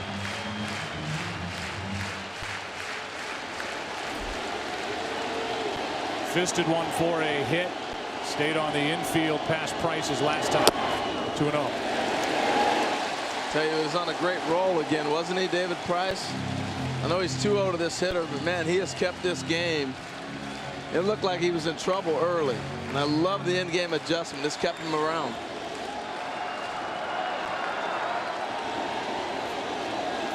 Cain, 16 home runs during the regular season.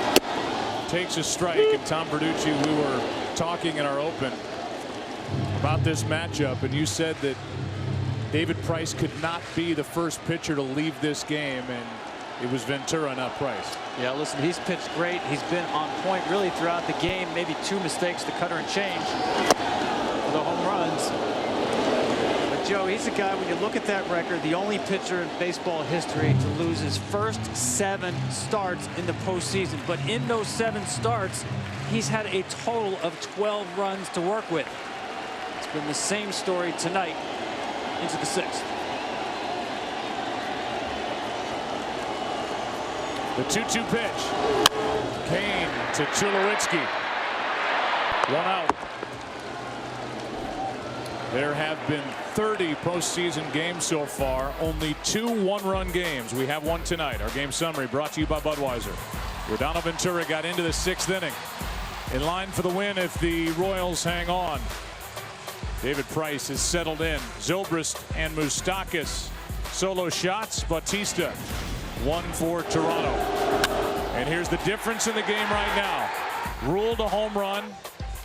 They looked at it. Said there was not definitive proof to overturn the call on the field. And so the home run stood. It was 2-0, now 2-1. Seems like the more you see that, the more you see it looks like it hits his glove on the wall. Wow.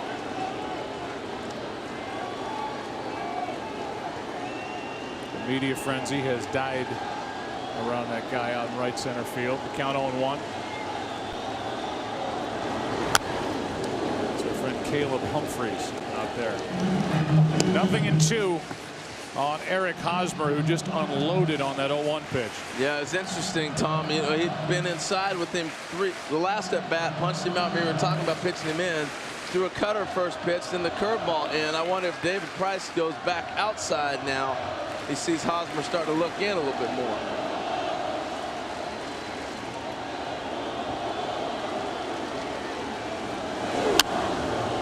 Cutter away. That's a tough pitch for a left-hander. It's starting at the plate and running from you with some velocity. What's the run on this ball? Starts it and starts to run. Now you have to try to man up, so to speak, and stay in there thinking that ball is going to be off my shoulder, and it starts to run. It's a tough pitch for a lefty to hit. To me, he's got him set up for the fastball in. Eric likes the ball away. And there it is. He's a guy who loves to get those long arms extended. His power is the other way. It's not to the pull field. To me, you have to make him conscious inside, make him pull the ball. I'd throw that cutter started off the plate and let him chase it. Counts 0-2. 2 out. Strikeout number 8. He had him set up for a number of pitches. That fastball in just locks you up, and then he comes back with a curveball. So he saw some tough pitches. Right here, he's going to get this hook, but he threw him the cutter that ran. He threw him a fastball in and gets him with the hook. Watch him get on top of his breaking ball, the pronation of the arm. Maybe not where he wanted it, but you see he's got Hosmer beat on it. Here's Morales.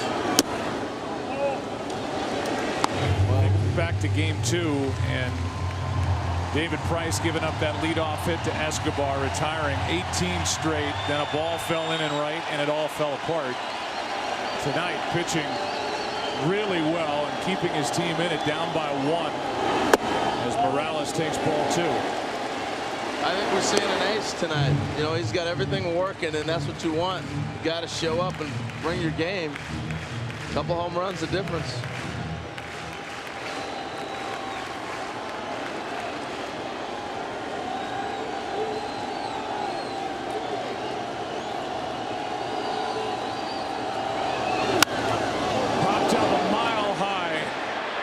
foul territory. And coming together, Martin and Donaldson. It's Russell Martin, the catcher, who makes the catch. And another quick inning and a 1-2-3 frame for David Price. 7th inning now. The Royals have dipped into their bullpen as we go to the 7th. 2-1, Royals on top. What's it going to be in the 7th inning of Game 6? 2-1. Royals lead it. Trying to get back to the World Series for the 2nd consecutive year. Look at that good breaking ball from Herrera. Inside corner, strike one to Martin, who is 0 for 1 tonight, 0 for 9 in the series, and there's the line score. Martin, then Pilar, then Goins, bottom 3 in the lineup. 100 from Herrera. Just routine triple digits, ball 1. Ned Yost, once he takes Ventura out of the game, has 11 outs to cover. Not Hochevar, the first guy out. You said, Joe, it's Herrera. Only pitched more than 1 inning 4 times all year, but it's a very well-rested bullpen. Going for the jugular. Strike 2. And that goes for Wade Davis as well. Available for as many as 6 outs if he had to. He hasn't pitched since Game 2, since Saturday. They could have saved his meal money in Toronto and left him here. 1-2, the count. Crowd wants a strikeout. Herrera and the Royals just want an out. Herrera and the Royals get their wish. 1 down. And Russell Martin was yelling at himself the whole way down the line. Official caps, hoodies, jackets, and more. Celebrate with your favorite team at the MLB.com shop.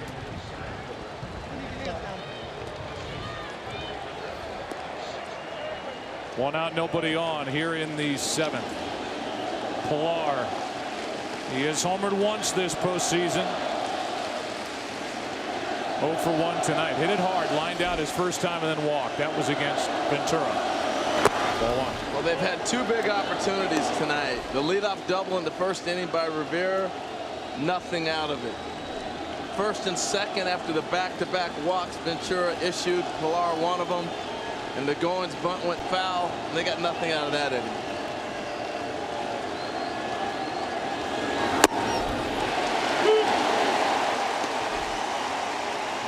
That's 98 to 100 with movement.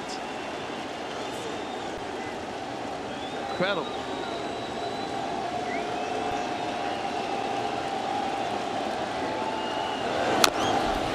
Strike 2. To me, I've always felt like late in the game with your bullpen, the things that really kill you are the free bases, the bases on balls, and the home run ball. It's tough to put together 3-4 hits in a row with velocity in bullpens these days.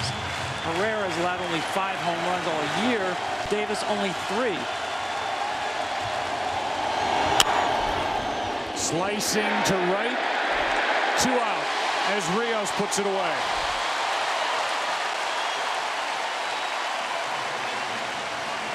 How about the numbers for the big 4 in the bullpen for Kansas City? Hochevar, more a middle inning reliever. Madsen, who we may see before the end of the night. Herrera, who's out there now. And Wade Davis is just about a lock to pitch here tonight. The Royals have turned baseball upside down, building a pitching staff from the back forward.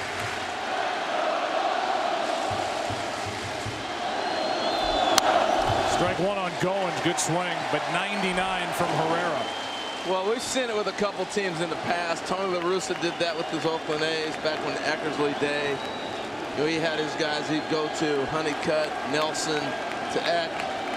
And obviously we saw with Joe Torre getting the ball to Rivera, but not 4 or 5 guys. And that's the difference with the Royals. They go 4, even 5 guys deep in the pen if they need to. And that's what you mean, right, Tom? Turn it upside down. Yeah, I mean, listen, even 5 years ago, you would never say, I'll take 5 innings from my starting pitchers. Royals can say that every night. 2-1.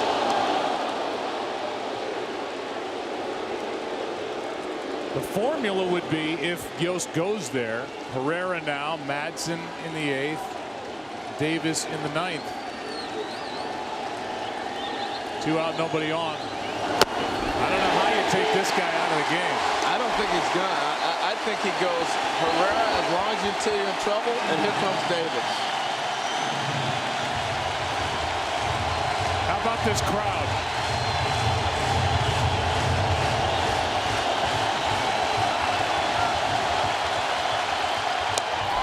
It's as loud outside as it was inside in Toronto. And that's saying something. Well, they do have one of the records in football next door in that loud stadium. Goins trying to find one here against Herrera with a count full. 2 out. Inning over.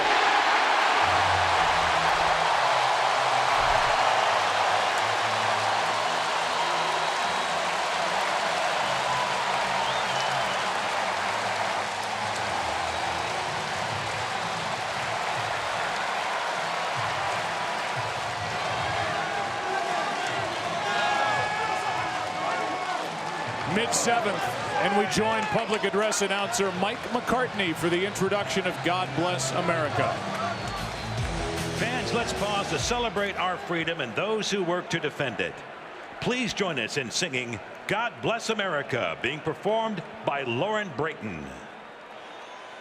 God bless America, land that I love.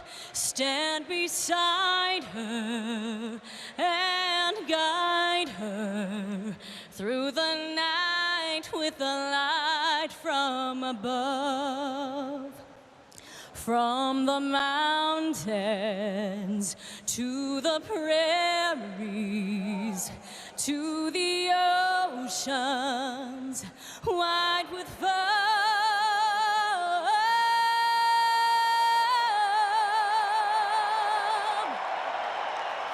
God bless America, my home sweet home.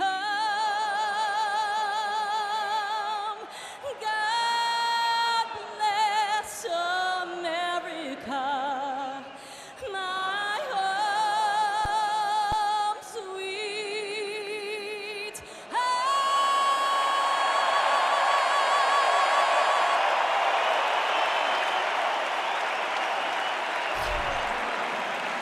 You wouldn't accept an incomplete job from anyone else. Why accept it from your allergy pills? Flonase Sensivist. Nothing stronger, nothing gentler, nothing lasts longer. Flonase Sensivist. 24-hour non-drowsy allergy relief.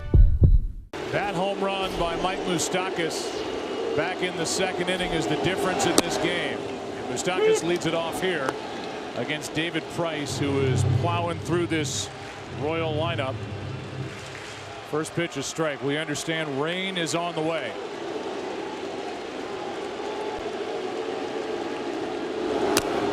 One ball, one strike. It's raining at the airport, evidently. They are right now forecasting the rain to hit about 45 minutes from now.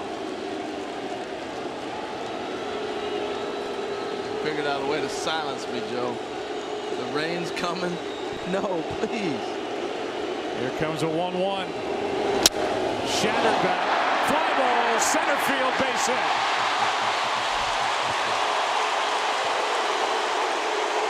And Moustakas is 2 for 3.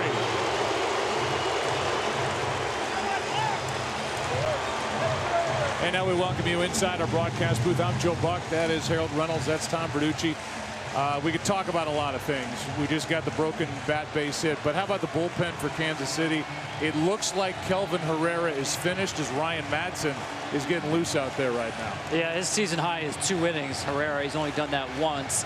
You know, this has been their formula, but I guarantee you this: any runner gets on base, the closer Wade Davis is in the game. He can get more than 3 outs, even as many as 6. And that's why these insurance runs, these add-on runs with the Royals are so important. This has been a tight ball game. Look, David Price has given them the battle. Here we are in that 7th inning. It's so tough to go through a lineup 3 times. And we'll see as they start to move back to the top of the order again.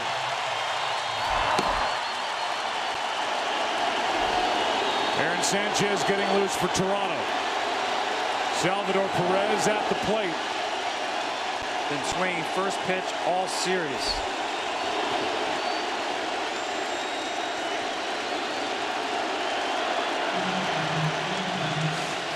Well, this is the one guy, if you're David Price, I'm looking to get a double play ball out of him. It can be your friend right now.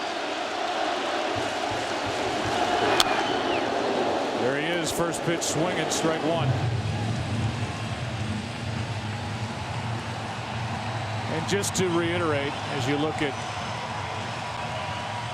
the weather, the humidity, cooler breeze is blowing in right now as we sit here. Rain expected at 10 p.m. So they moved it up.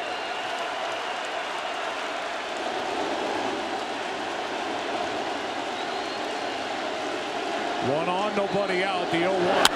That's strike two. But it's worth bringing up again, something we all became well aware of back in 2008, that they will play a full 9 innings. Yes. Well, I think the one thing here, if you're thinking about rain, you've now got both starters deep into the game. This isn't the first or second inning and you lose your starting pitcher. Here comes an 0-2 to Perez.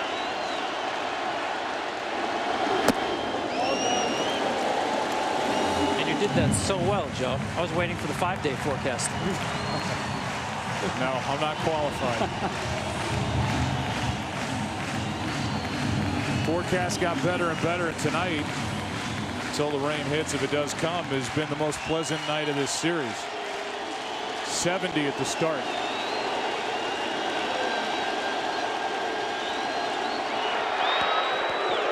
See, we talked about the read on David Price. He threw to first base only 5 times all season.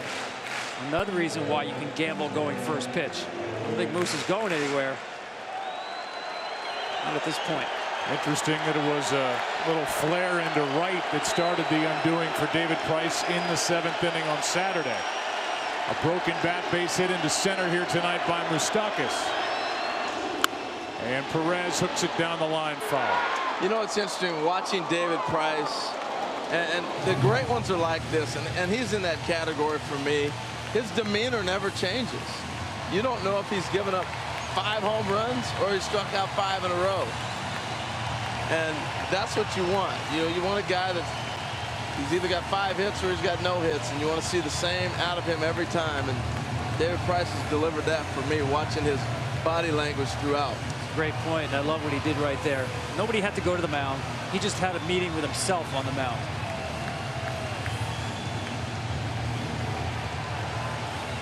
That was the work of Salvador Perez, stepping out to tie his shoelace, and now he gets back in. 1 ball, 2 strikes. Moustakas at first.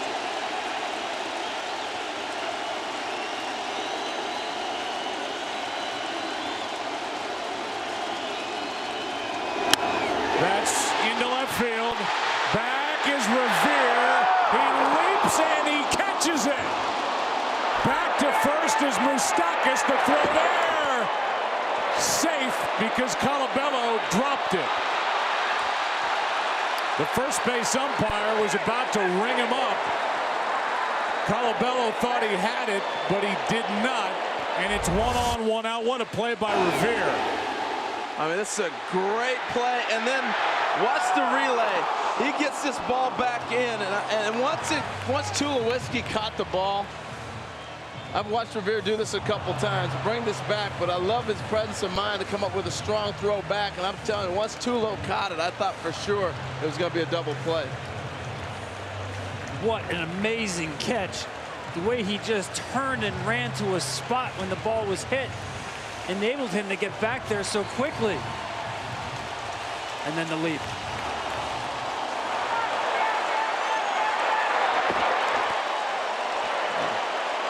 He wouldn't have been safe anyway. Great play, huh? Unbelievable.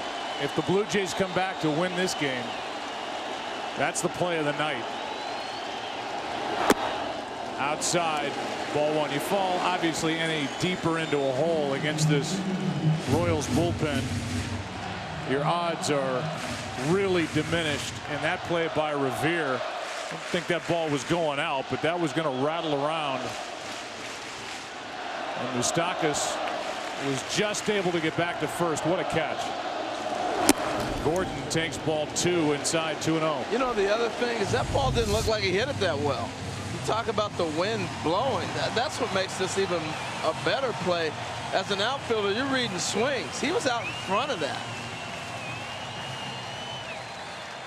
Cut his arm on that chain link fence out in left.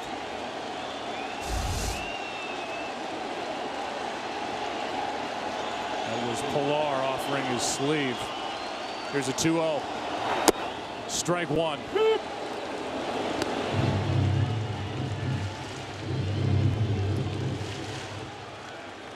That cutter has changed the game for David Price. It's kept the hitters off balance, particularly the left-handers, compared to early in the game.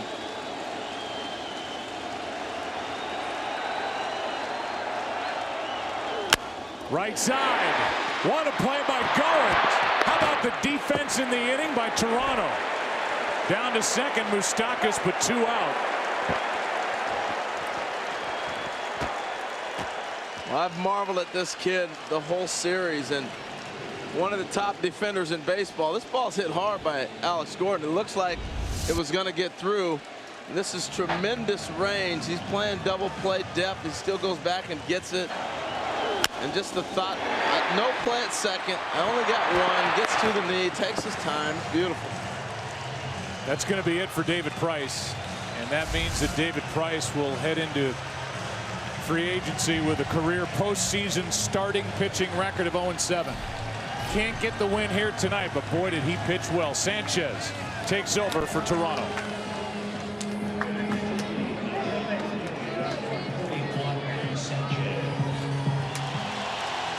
It's Chevy Truck Month. Time to make a strong decision like choosing a 2015 Silverado today. Chevrolet is proud to be the official vehicle of Major League Baseball.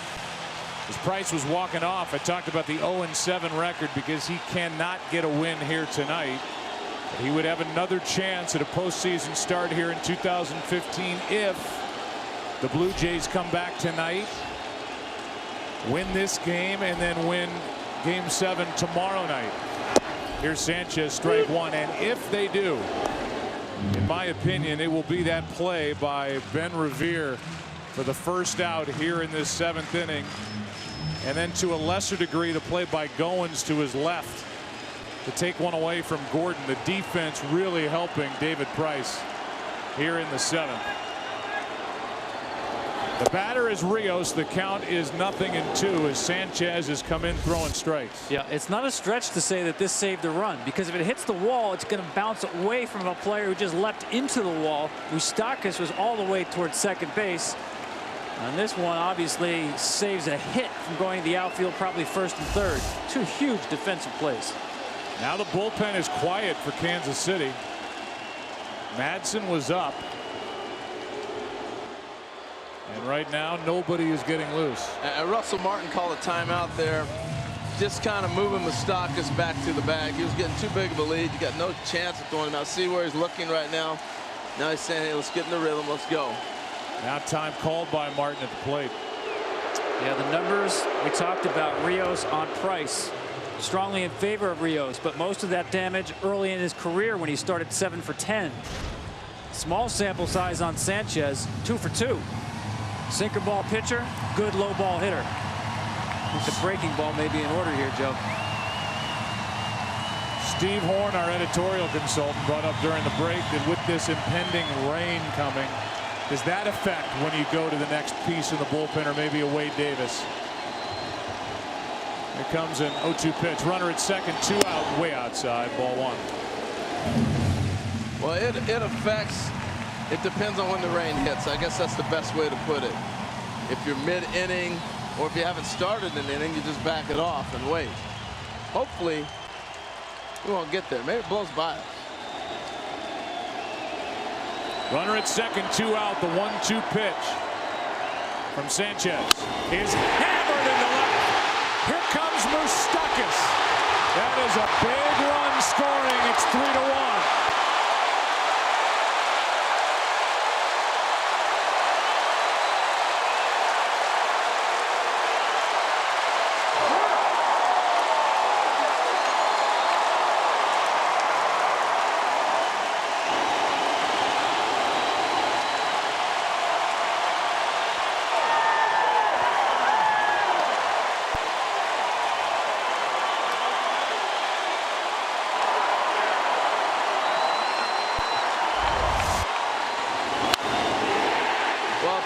Saying the breaking ball's in order, and they came back with a heater. And Alex Rios was ready. The other thing they did, we haven't seen a lot of balls in. He went in instead of being able to bury one away. It's a big hit. Paulo Orlando comes in to pinch run, and then he'll stay in the game and play right. That's been the late inning approach by Ned Yost. Madsen is up again, as we showed you, and all 3 runs are charged to David Price. In 6 2/3 innings, 5 hits, 8 strikeouts, a walk, 2 home runs. I was just going to say, don't be surprised you don't see a stolen base right here. I was so impressed watching him run the bases in Toronto. As big as he is, this guy can fly.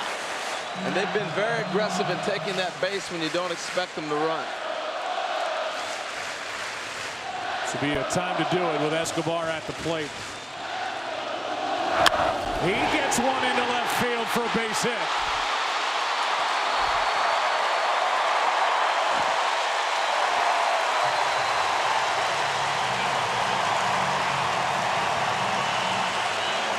Joe, I've said it throughout the series, the difference between these two teams hitting with runners on base. Rios with a 2-strike, 2-out single. Escobar keeps the line moving with a single. The toughest team to put away in baseball. This is how they roll. Here comes Pete Walker, the pitching coach. As the switch hitting Ben Zobrist will be at the plate with 2 on and 2 out.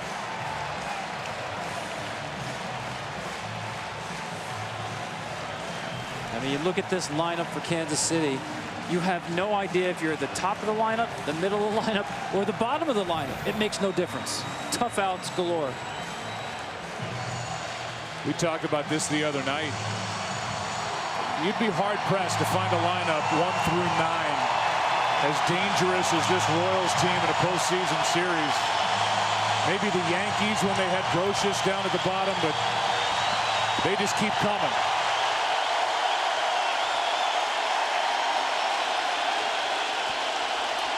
Two on, 2 out. Zobrist to the right side. That will quiet the crowd, but the Royals get a run. Lead by 2. 8th inning rolls in Game 6. Kansas City 6 outs away defensively from stamping their ticket to the World Series. 8th inning rolls in, and we were on at Tom Verducci. Here's Ryan Madsen, but he needs to only peek over his shoulder out into the Royals bullpen to find Wade Davis getting loose. 3-1 game. Top of the order for the Blue Jays. Revere takes a ball inside. And if I'm Toronto, the hitters in this Blue Jays lineup make something happen against Madsen. Herrera's out of the ball game, and Wade Davis has yet to come in.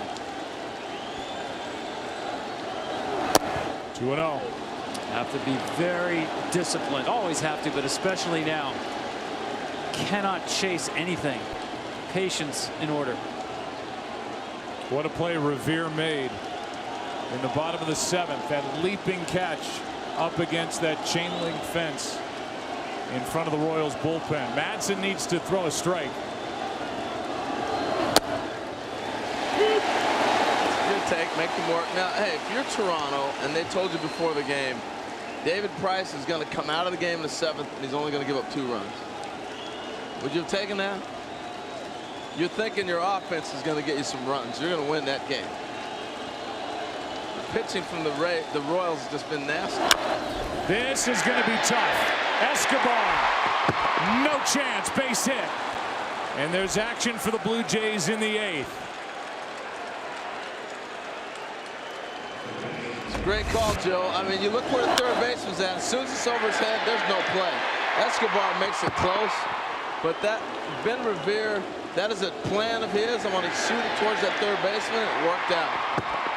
Great call, Joe. You saw it immediately. Well, now Donaldson. And here's a guy at the plate who hit 41 home runs during the regular season who could tie this game with one swing. Davis in the bullpen. Madsen on the mound.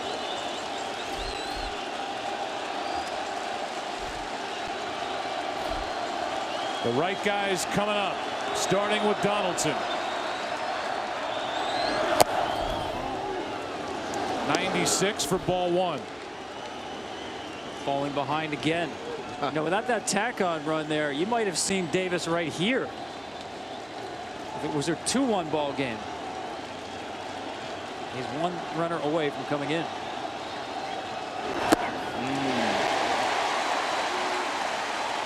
Well, on a night where the ball is really jumping, we have seen some batted balls that didn't feel like they were that well hit, carry to the wall or out. Tying run at the plate.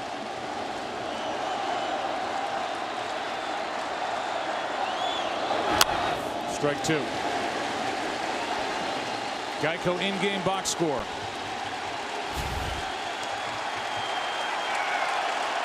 Not much to support David Price. Revere, however, has his second hit and he's on.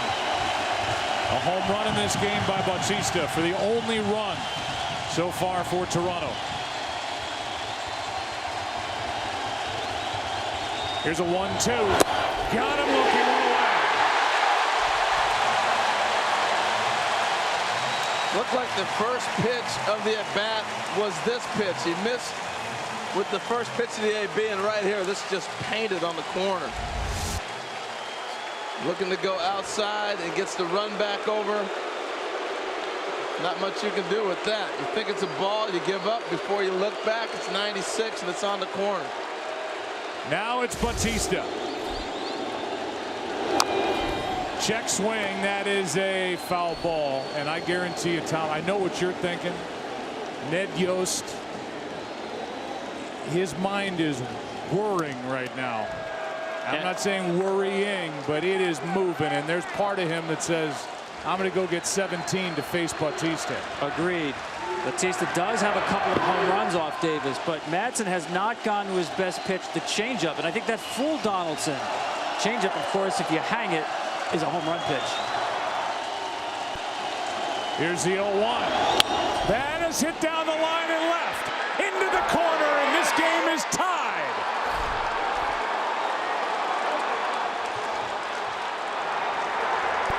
It's a 3-3 game here in the 8th inning, and Bautista's got 2 tonight.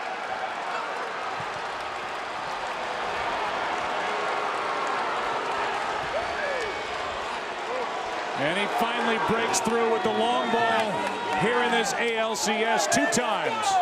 And it's 3-3. He's had some good swings all night, and you saw it coming the other day in Toronto, but no swing bigger than this one.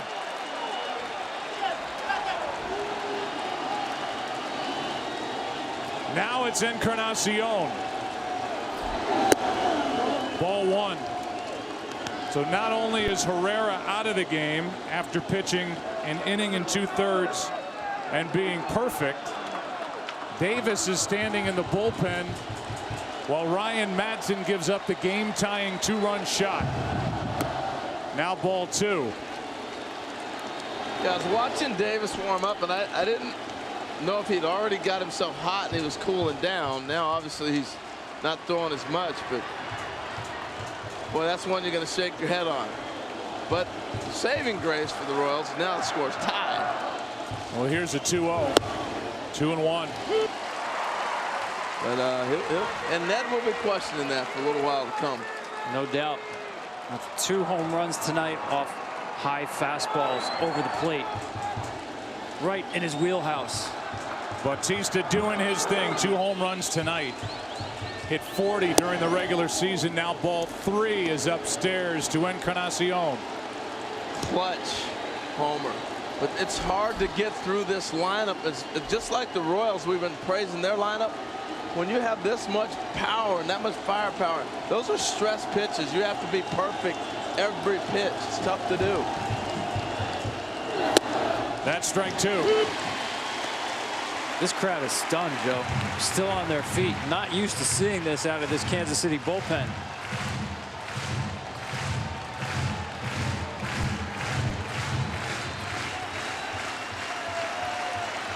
Two Jose Bautista home runs. The big one here in the 8th. And a walk follows it. Well, you want to go back to the home run? She doesn't, but we will. Here it is right here. Trying to set up outside the ball, runs back over the plate high, and he jumps a high heater at 96. And he knew the minute he touched it off, it was gone. Only question was, is it going to stay fair? And that's going to be it for Madsen.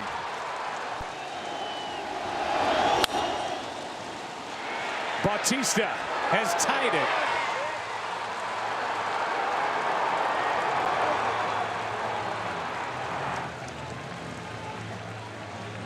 And the reaction from Ned Yost. So Herrera taken out for Madsen. Madsen gives it up.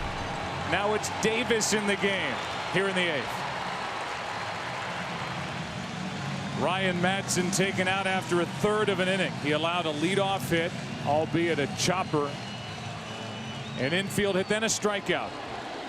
And then Jose Bautista did his thing, a 2-run shot to make it 3-3, a walk.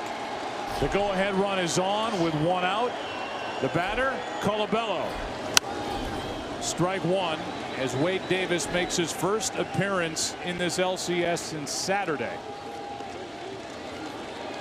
His last 12 postseason appearances. He's 2-0, 3 for 3 in save chances. That's not in order here. No earned runs in 15 innings pitched.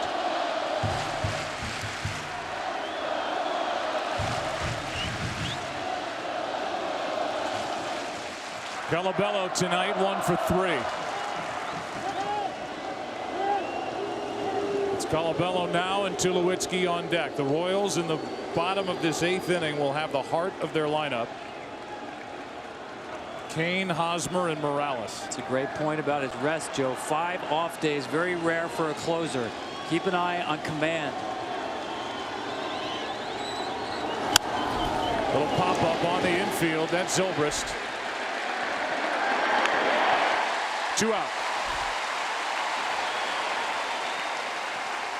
Well, Tom, you made the point that with the Royals lineup, you don't know where they're at because they're so interchangeable.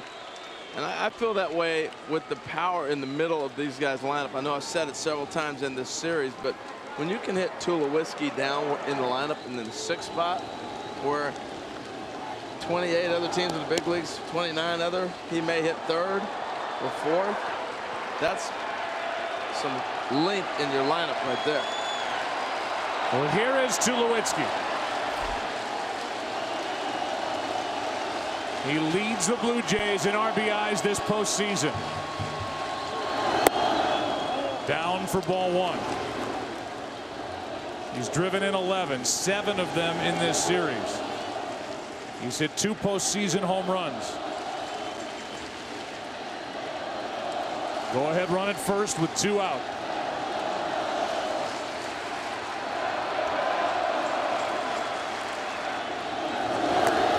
Gets away, and down to second in scoring position is Encarnacion. They weren't anticipating that. They had just moved the 3rd baseman Moustakas to the line to guard against a ball down the line, maybe a double scores Encarnacion. I'm sure they probably won't play that close to the line now, but this ball just had a lot of run, and Tommy talked about command. He missed a lot on that pitch. Outfield playing very deep. 2 strikes, even Encarnacion should be able to score on a hit. It's a wild pitch. The 2-0 pitch. On the outside corner, 2-1.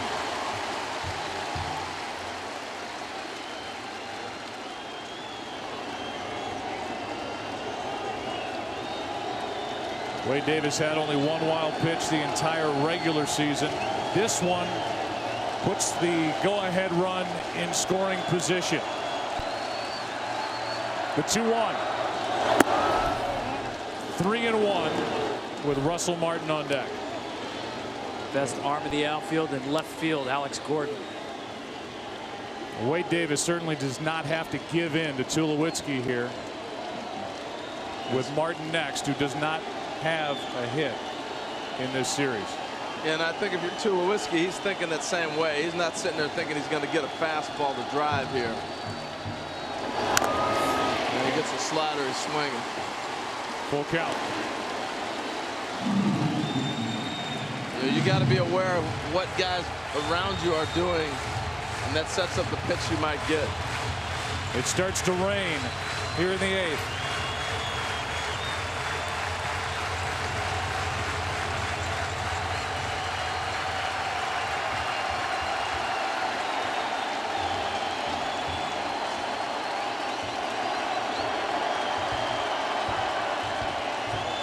Three-2. Inning over, but not before the damage is done.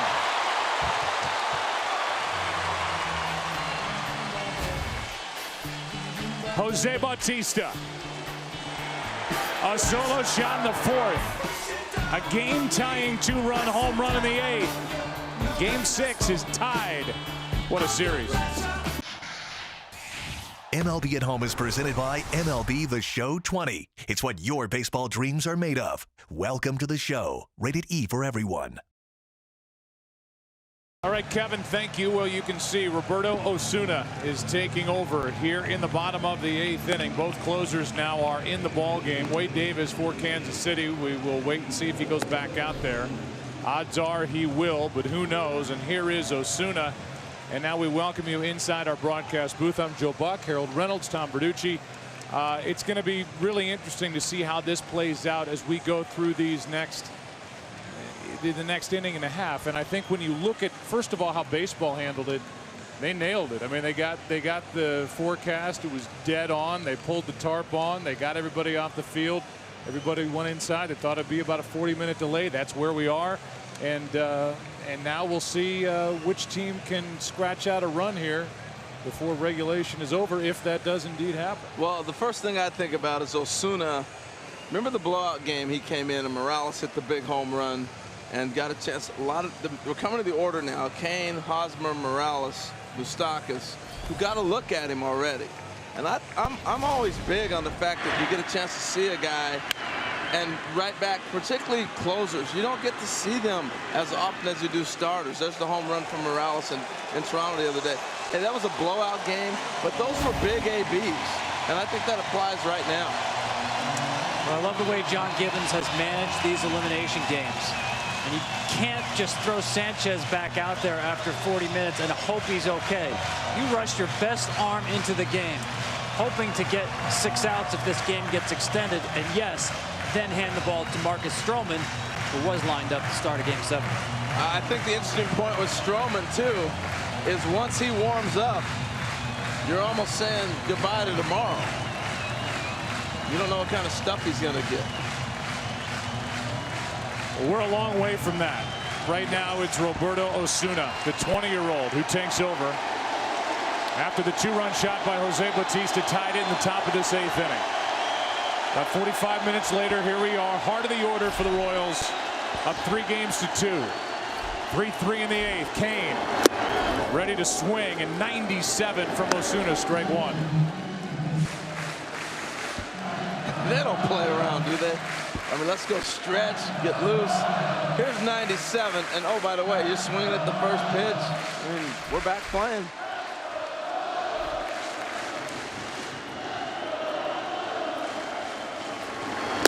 One ball, one strike. That's the way they pitched Cain the entire series.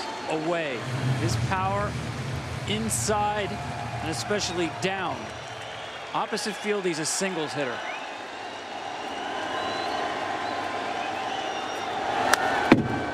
And that ball right there is the one he shot through between first and second. Big gaping hole over there. And he's shot the ball through there already. The one thing about Lorenzo Cain, he will take the single. And the beauty of a guy like this, he can run. He'll score on a gap. So it's not like he's going to clog the bases. The outfield is telling you the way they're going to pitch him. Bautista's shaded over towards the line and right. The numbers are fantastic for Roberto Osuna. Everybody fixates on his age. He's allowed just the one run, and that was the home run we showed you, hit by Kendrys Morales back in Toronto. He has been lights out. Had just missed. Full count. Osuna's allowed just one base runner in his first 6 appearances in the postseason. Well, he shook to the changeup. That's a great take by Cain. Oh, he's got to think 97's coming right now.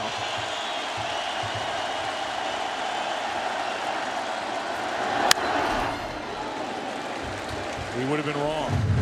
It's 98. How about that?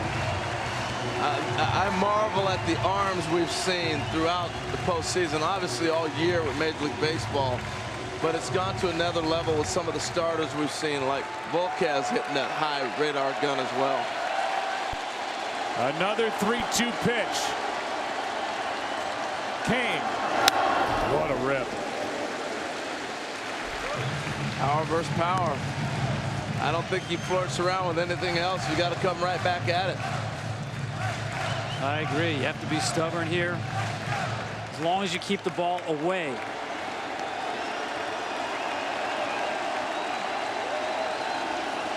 The slider.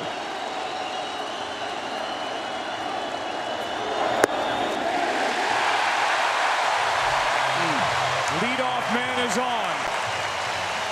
That's hard for me to look at right there. I'm with you. Don't like it at all. When you're throwing 97, 98, and you shake to a slider, I just don't see it. The respect for the hitter is not there. They're not going to hit it and square it up that often. Yeah, He goes to the slider, he misses with it down. And you're looking for a chase because you don't want to throw the 3-2 slider in the zone. That's too hittable. Now attention to Cain at first, the go-ahead run. And he pulls the string on Hosmer.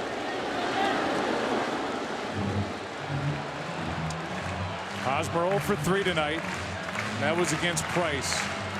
He's off the hook. 6 2/3 for David. 3 runs, 5 hits. 8 strikeouts, a walk.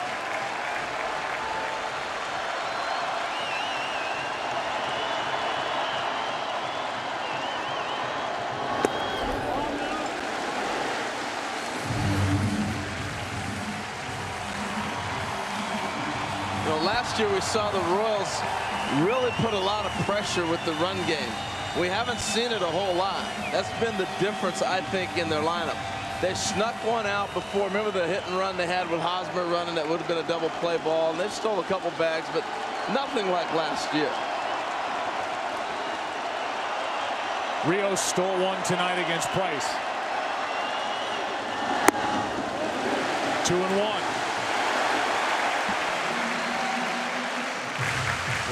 He's getting himself in situations where he has to throw the fastball.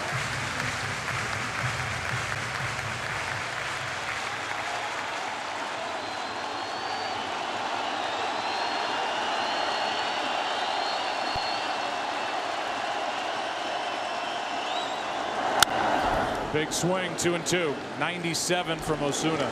I mean, and that's a fastball that Hosmer knows is coming. He's sitting 2-1. You've thrown him off-speed pitches. He knows the fastball's coming. It's that good that he can't catch up to it. That's why I didn't like the pitch to Cain, and I think you got to come back with it here. Well, that foul ball gets him back into count. Now he can go back to the changeup.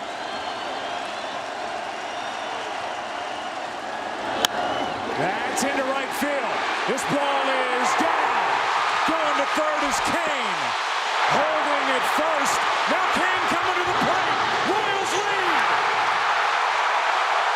He can fly.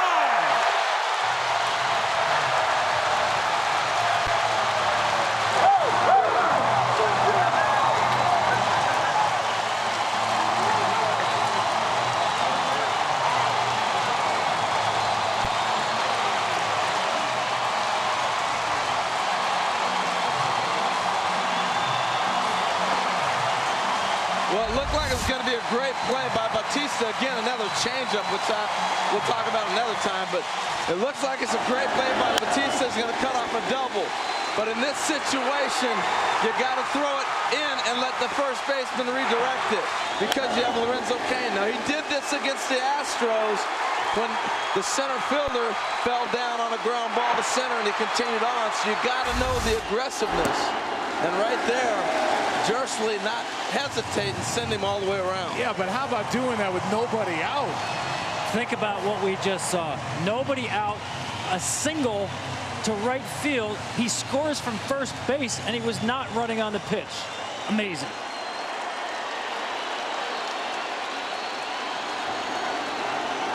Now Morales, nobody out in front. I mean, that was breathtaking to watch.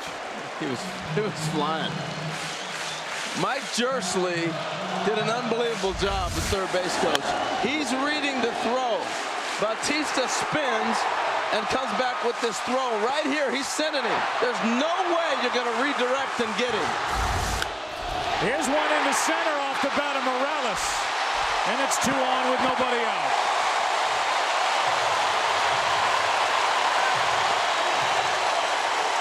Joe, I was saying before this half inning, I was concerned that they got a chance to see him in the blowout game. It is advantage hitter when you get a chance to see that pitcher in such a short turnaround time, particularly a guy out of the bullpen. Now Gore is going to come in and run for Morales. Meanwhile, this is the second time as you look at this one into center field, the Lorenzo Cain has scored from first on a Hosmer single in the postseason. As Harold mentioned, it happened in the division series game 5 against the Astros. He did it then with 1 out. He does it here trying to win the pennant with nobody out. And Tulowitzki, the relay man, has got a great arm. Yeah, Hosmer influences his throw by taking the wide turn. Watch Goins. He's not sure where to set up, so now the ball cannot be cut all the way to second. And once Jersley sees that ball on a long flight from the corner to second base, keep going, baby. I mean, honestly, you can't fault the defense. That's just a great call by the third base coach. Bautista cut it off through a strike because you're thinking it's going to be a double. You just cut him down.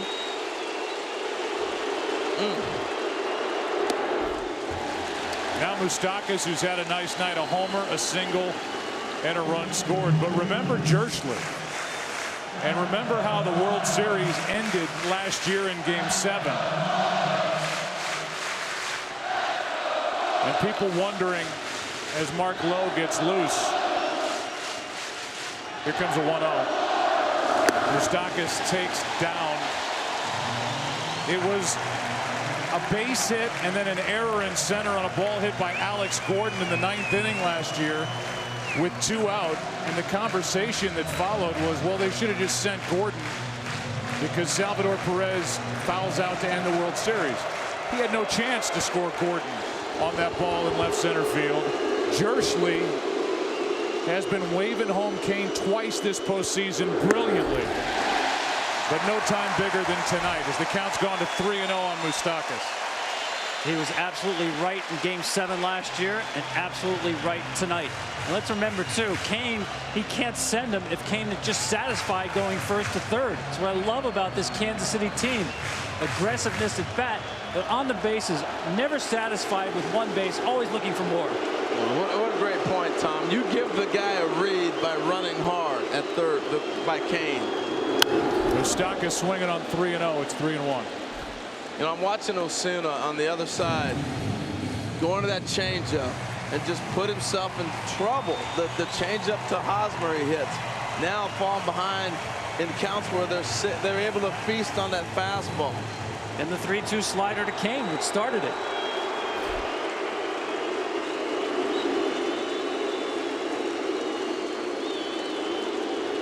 Here comes a 3-1 to Moustakas.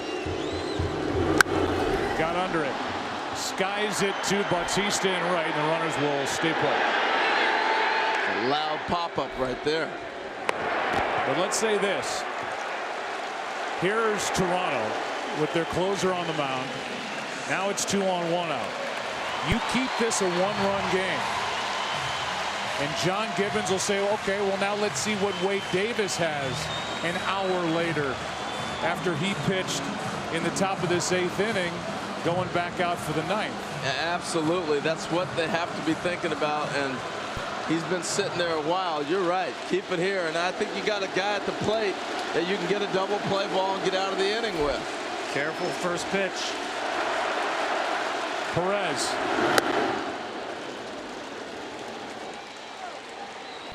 Nice slider right there.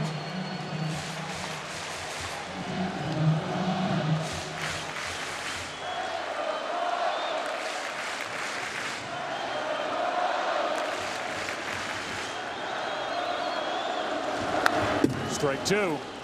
I know 40 minutes is a long time to sit, but I got to think Wade Davis has been through this before. Maybe not out of the bullpen, but as a starter, he's sat before. And, you know, we so often we forget the experiences guys have had through the minor leagues and everything else to get to this point. Well, it'll be over an hour by the time he gets back out there. It's a long wait. Here's the 0-2. Perez grounds one to short. Can they turn it? Out at second and got them both. And this is a 1-run game going into the 9th inning. And what a job by Roberto Osuna to keep it a 1-run game. But now the Royals are 3 outs away from repeating as American League champions. It's Lorenzo Cain all the way from first on a single by Hosmer. And the Royals are back on top by 1. Javi, are you enjoying the new gameplay engine and AI updates in MLB The Show 20? Yeah, man. You know, I invented AI. For real? Robot Coach, come in here. Hello, what can I do for you? PlayStation. Well, Joe, how big was that double play ball? Just enormous. And now the question is, Wade Davis, who last threw a pitch in the game at 10 o'clock straight up, is on the mound a few minutes after 11. We talked about Davis on 5 days of rest. Now what's important? A little more than an hour of rest after getting hot. Bottom 3 in the order for Toronto. Now would be a good time for the Blue Jays to see Russell Martin get his first hit. Here's a fly ball into center. It is his first hit. And the leadoff man is on here in the 9th inning for the Blue Jays. These teams never quit. You can't predict what's going to happen. And now Pompey is going to come in and run for Russell Martin. That ball fooled Cain a little bit. I'm not sure he could have got there, but that was off the end of the bat with a big swing. He reacted first by stepping back. Watch the reaction to read from Cain. Playing deep anyway, playing no doubles.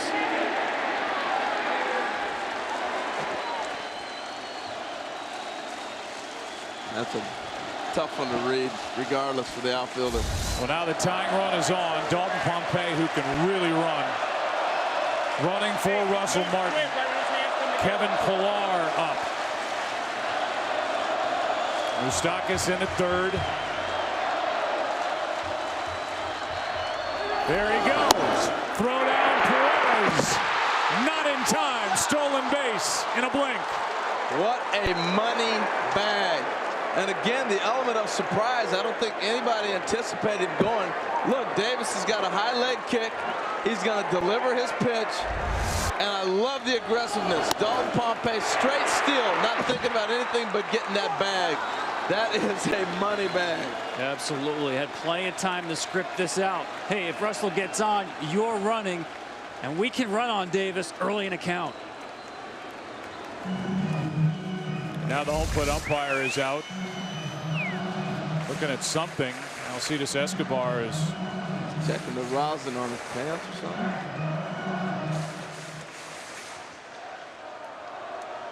I don't know. A little quick talk with second base umpire Laz Diaz.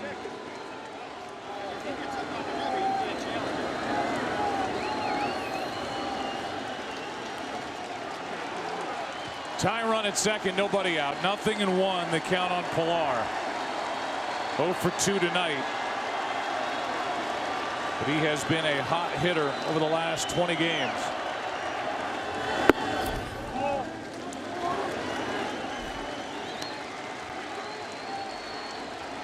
One ball, one strike.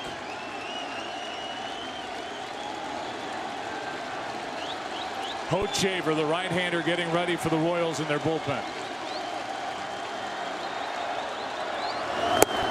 Chased it, strike 2. And he's taking an opposite field approach here, and Davis taking advantage of that by running the cutter farther outside.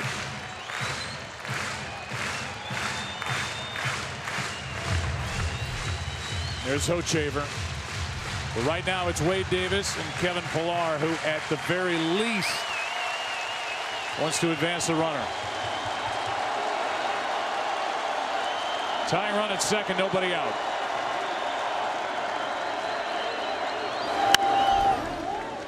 .99 from Wade Davis, and as we said, even though he's had the 1-hour layoff in this game,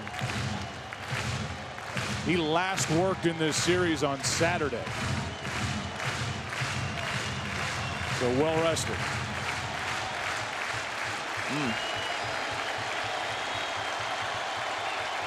I can't help but think of how different the game is. We don't move runners anymore. Here's a 1-2. Set up inside, didn't get the corner. 2-2. You know, the Royals had a first and second situation when Moustakas flew out, didn't move him. Pompey steals a bag, don't move him.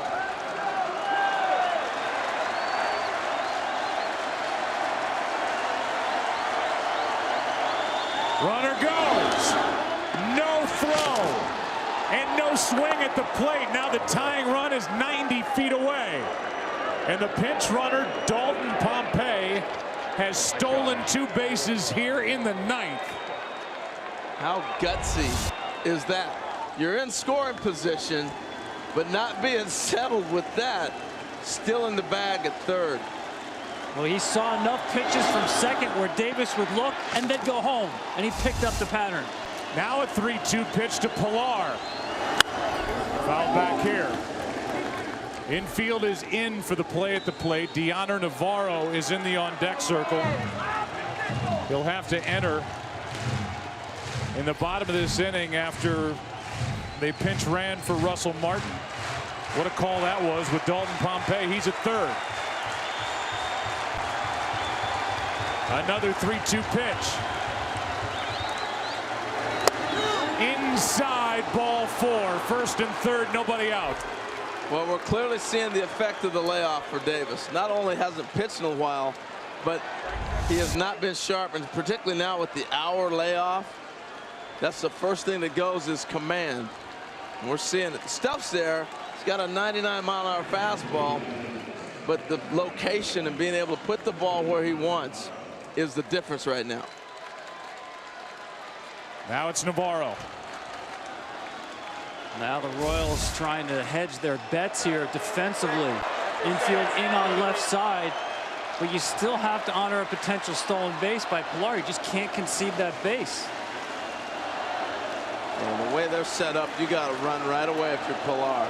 They're not going to be able to defend it from how they're set up. No way.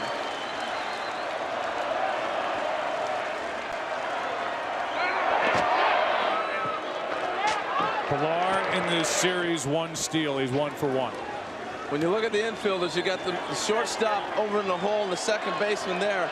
In order for them to go, they have to vacate a spot, and you're not in a position angle-wise to be able to cover a ground ball if one's hit. So I don't think they're going to defend a throw. Navarro. Ball 1 inside. I'm with you. You're certainly not going to see a slide step out of Wade Davis either.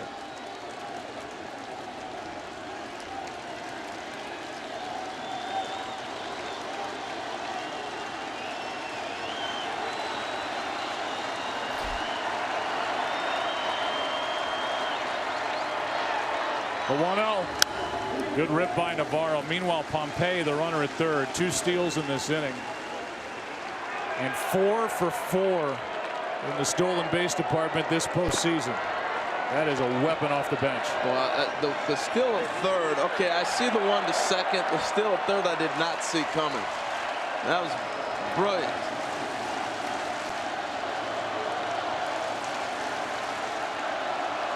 The 1-1.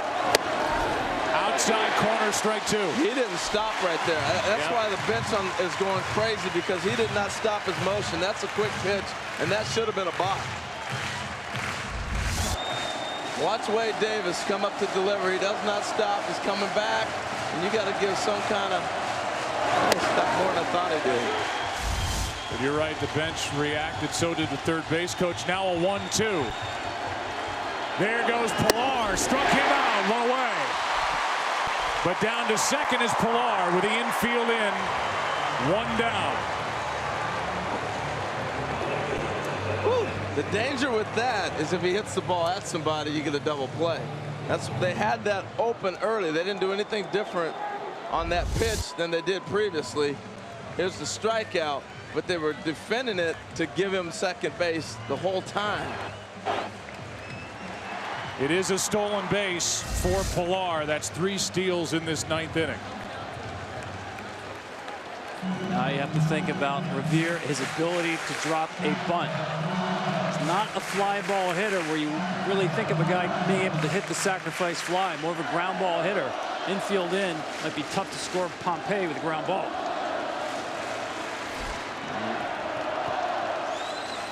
Infield way in.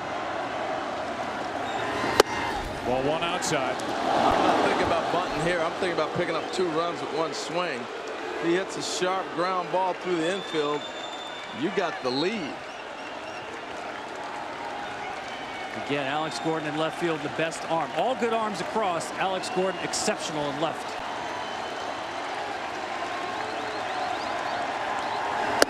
Two 2-0. On deck is Donaldson.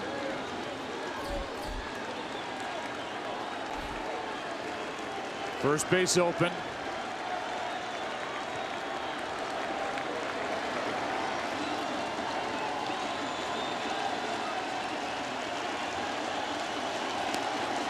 Revere 2 hits in this game.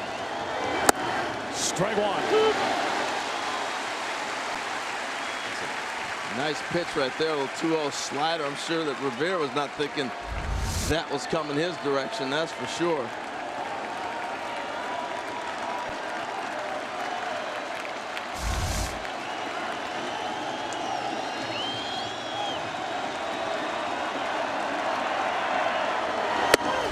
Strike 2. And Revere can't believe it.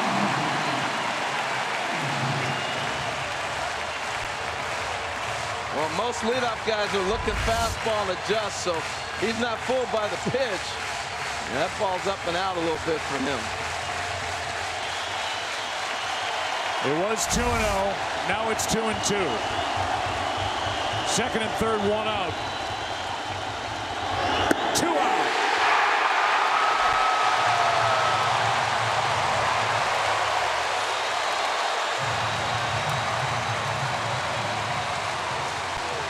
Well, Joey threw the 2-0 slider, so he's thinking strikeout. Then the 2-1, that's the pitch he doesn't like, that's up and out.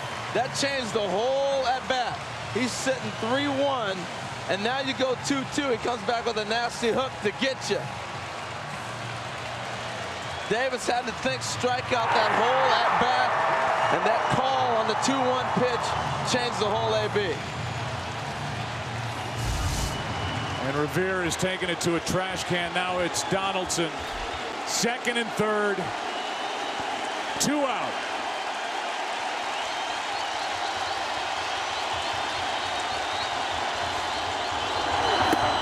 Ball 1. The offense for the Blue Jays waits on deck. Jose Bautista. Donaldson 1 for 7 with 4 strikeouts against Wade Davis. The Blue Jays are 0 for 11 with runners in scoring position in this game. 2 sitting out there for Donaldson. The 1-0.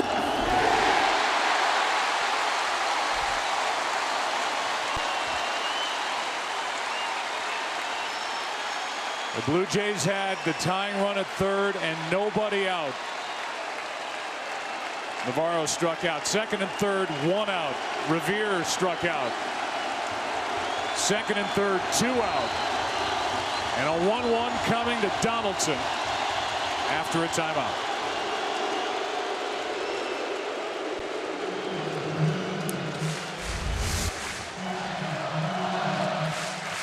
George Brett checking his ticker and his pulse.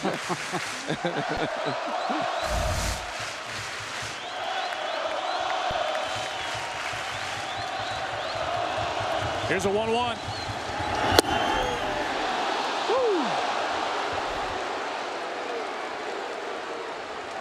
Boy, this would be some win for Wade Davis.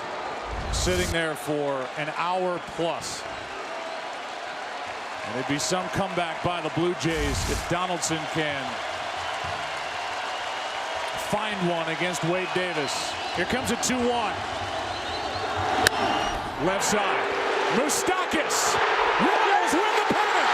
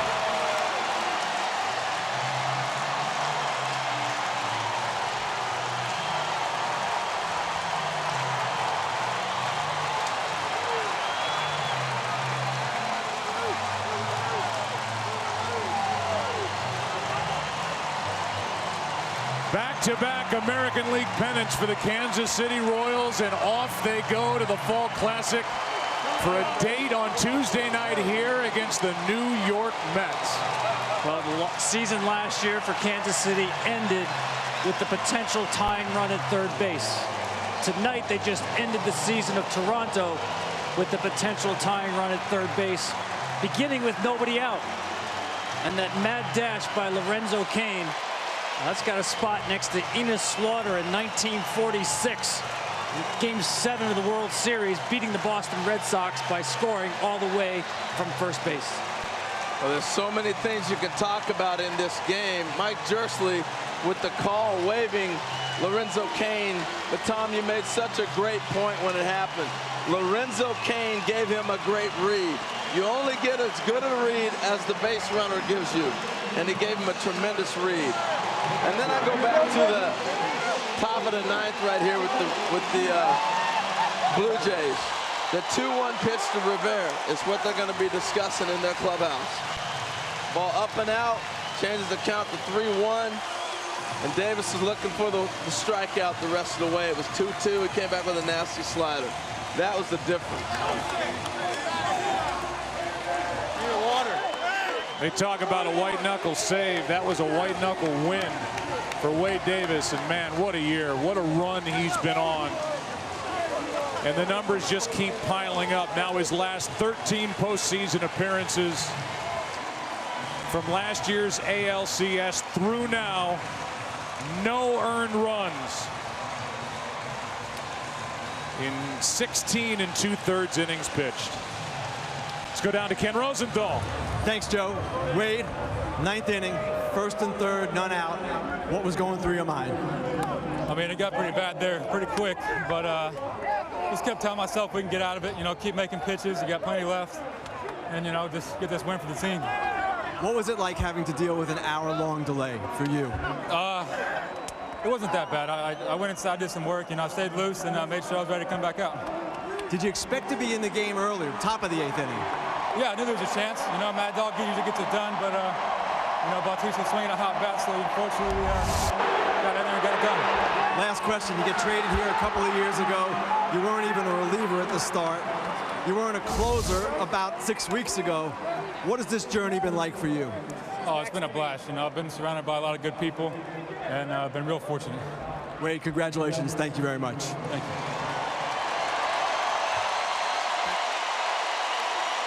Well, congratulations to Wade Davis. He gives up that leadoff hit, the 2 steals. Second and third, 2 out, and this to Moustakas, who had a big night tonight all the way around. It's the definition of clutch pitching. With the tying run third, less than 2 outs, to keep the ball out of play, to get 2 strikeouts, and then finally the ground ball for the 27th out. Guys, you see these celebrations? That's why we play the game. You go back to being a little boy in the backyard. This is the reactions are why we play the game. This is going to be a tremendous World Series. I'm so excited. We got 2 clubs. The Royals were done years ago. They've come back, and now you got the New York Mets, who were down and out of it for the last 15 years. This is going to be fun.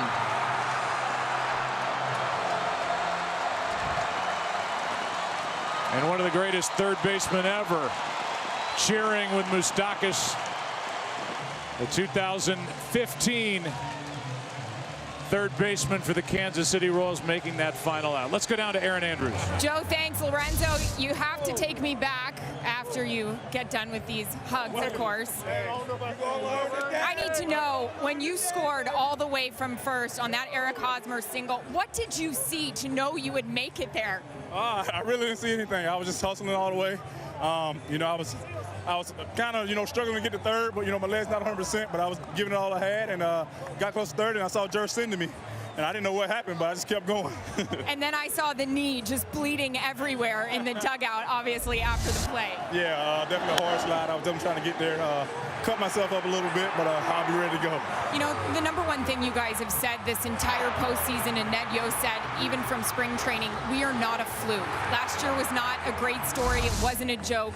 What is different about this team than last year's team that went to the World Series? I mean, we got guys that, you know, came into this year with one set goal, and that's to get back to the World Series. And like I say, we started off by winning the division, and we kept fighting, got home field advantage, played in front of this outstanding crowd. And like I say, now we're going back to the World Series. You know, couldn't be any better than this. We'll see you here Tuesday night. All right, it sounds good. Sounds real good for you. Joe? Thanks, Aaron. Prior to Lorenzo Cain doing it twice, scoring from first on a single with less than 2 outs. The last time in the postseason a player did it on a single with less than 2 down was Frankie Frisch for the Giants in Game 2 of the 1924 World Series against Washington. High Pockets Kelly knocked in Frisch with 1 out. Tonight, it was Cain scoring on the single by Hosmer, and it was Davis shutting it down. Jay and Dan, to you in Los Angeles.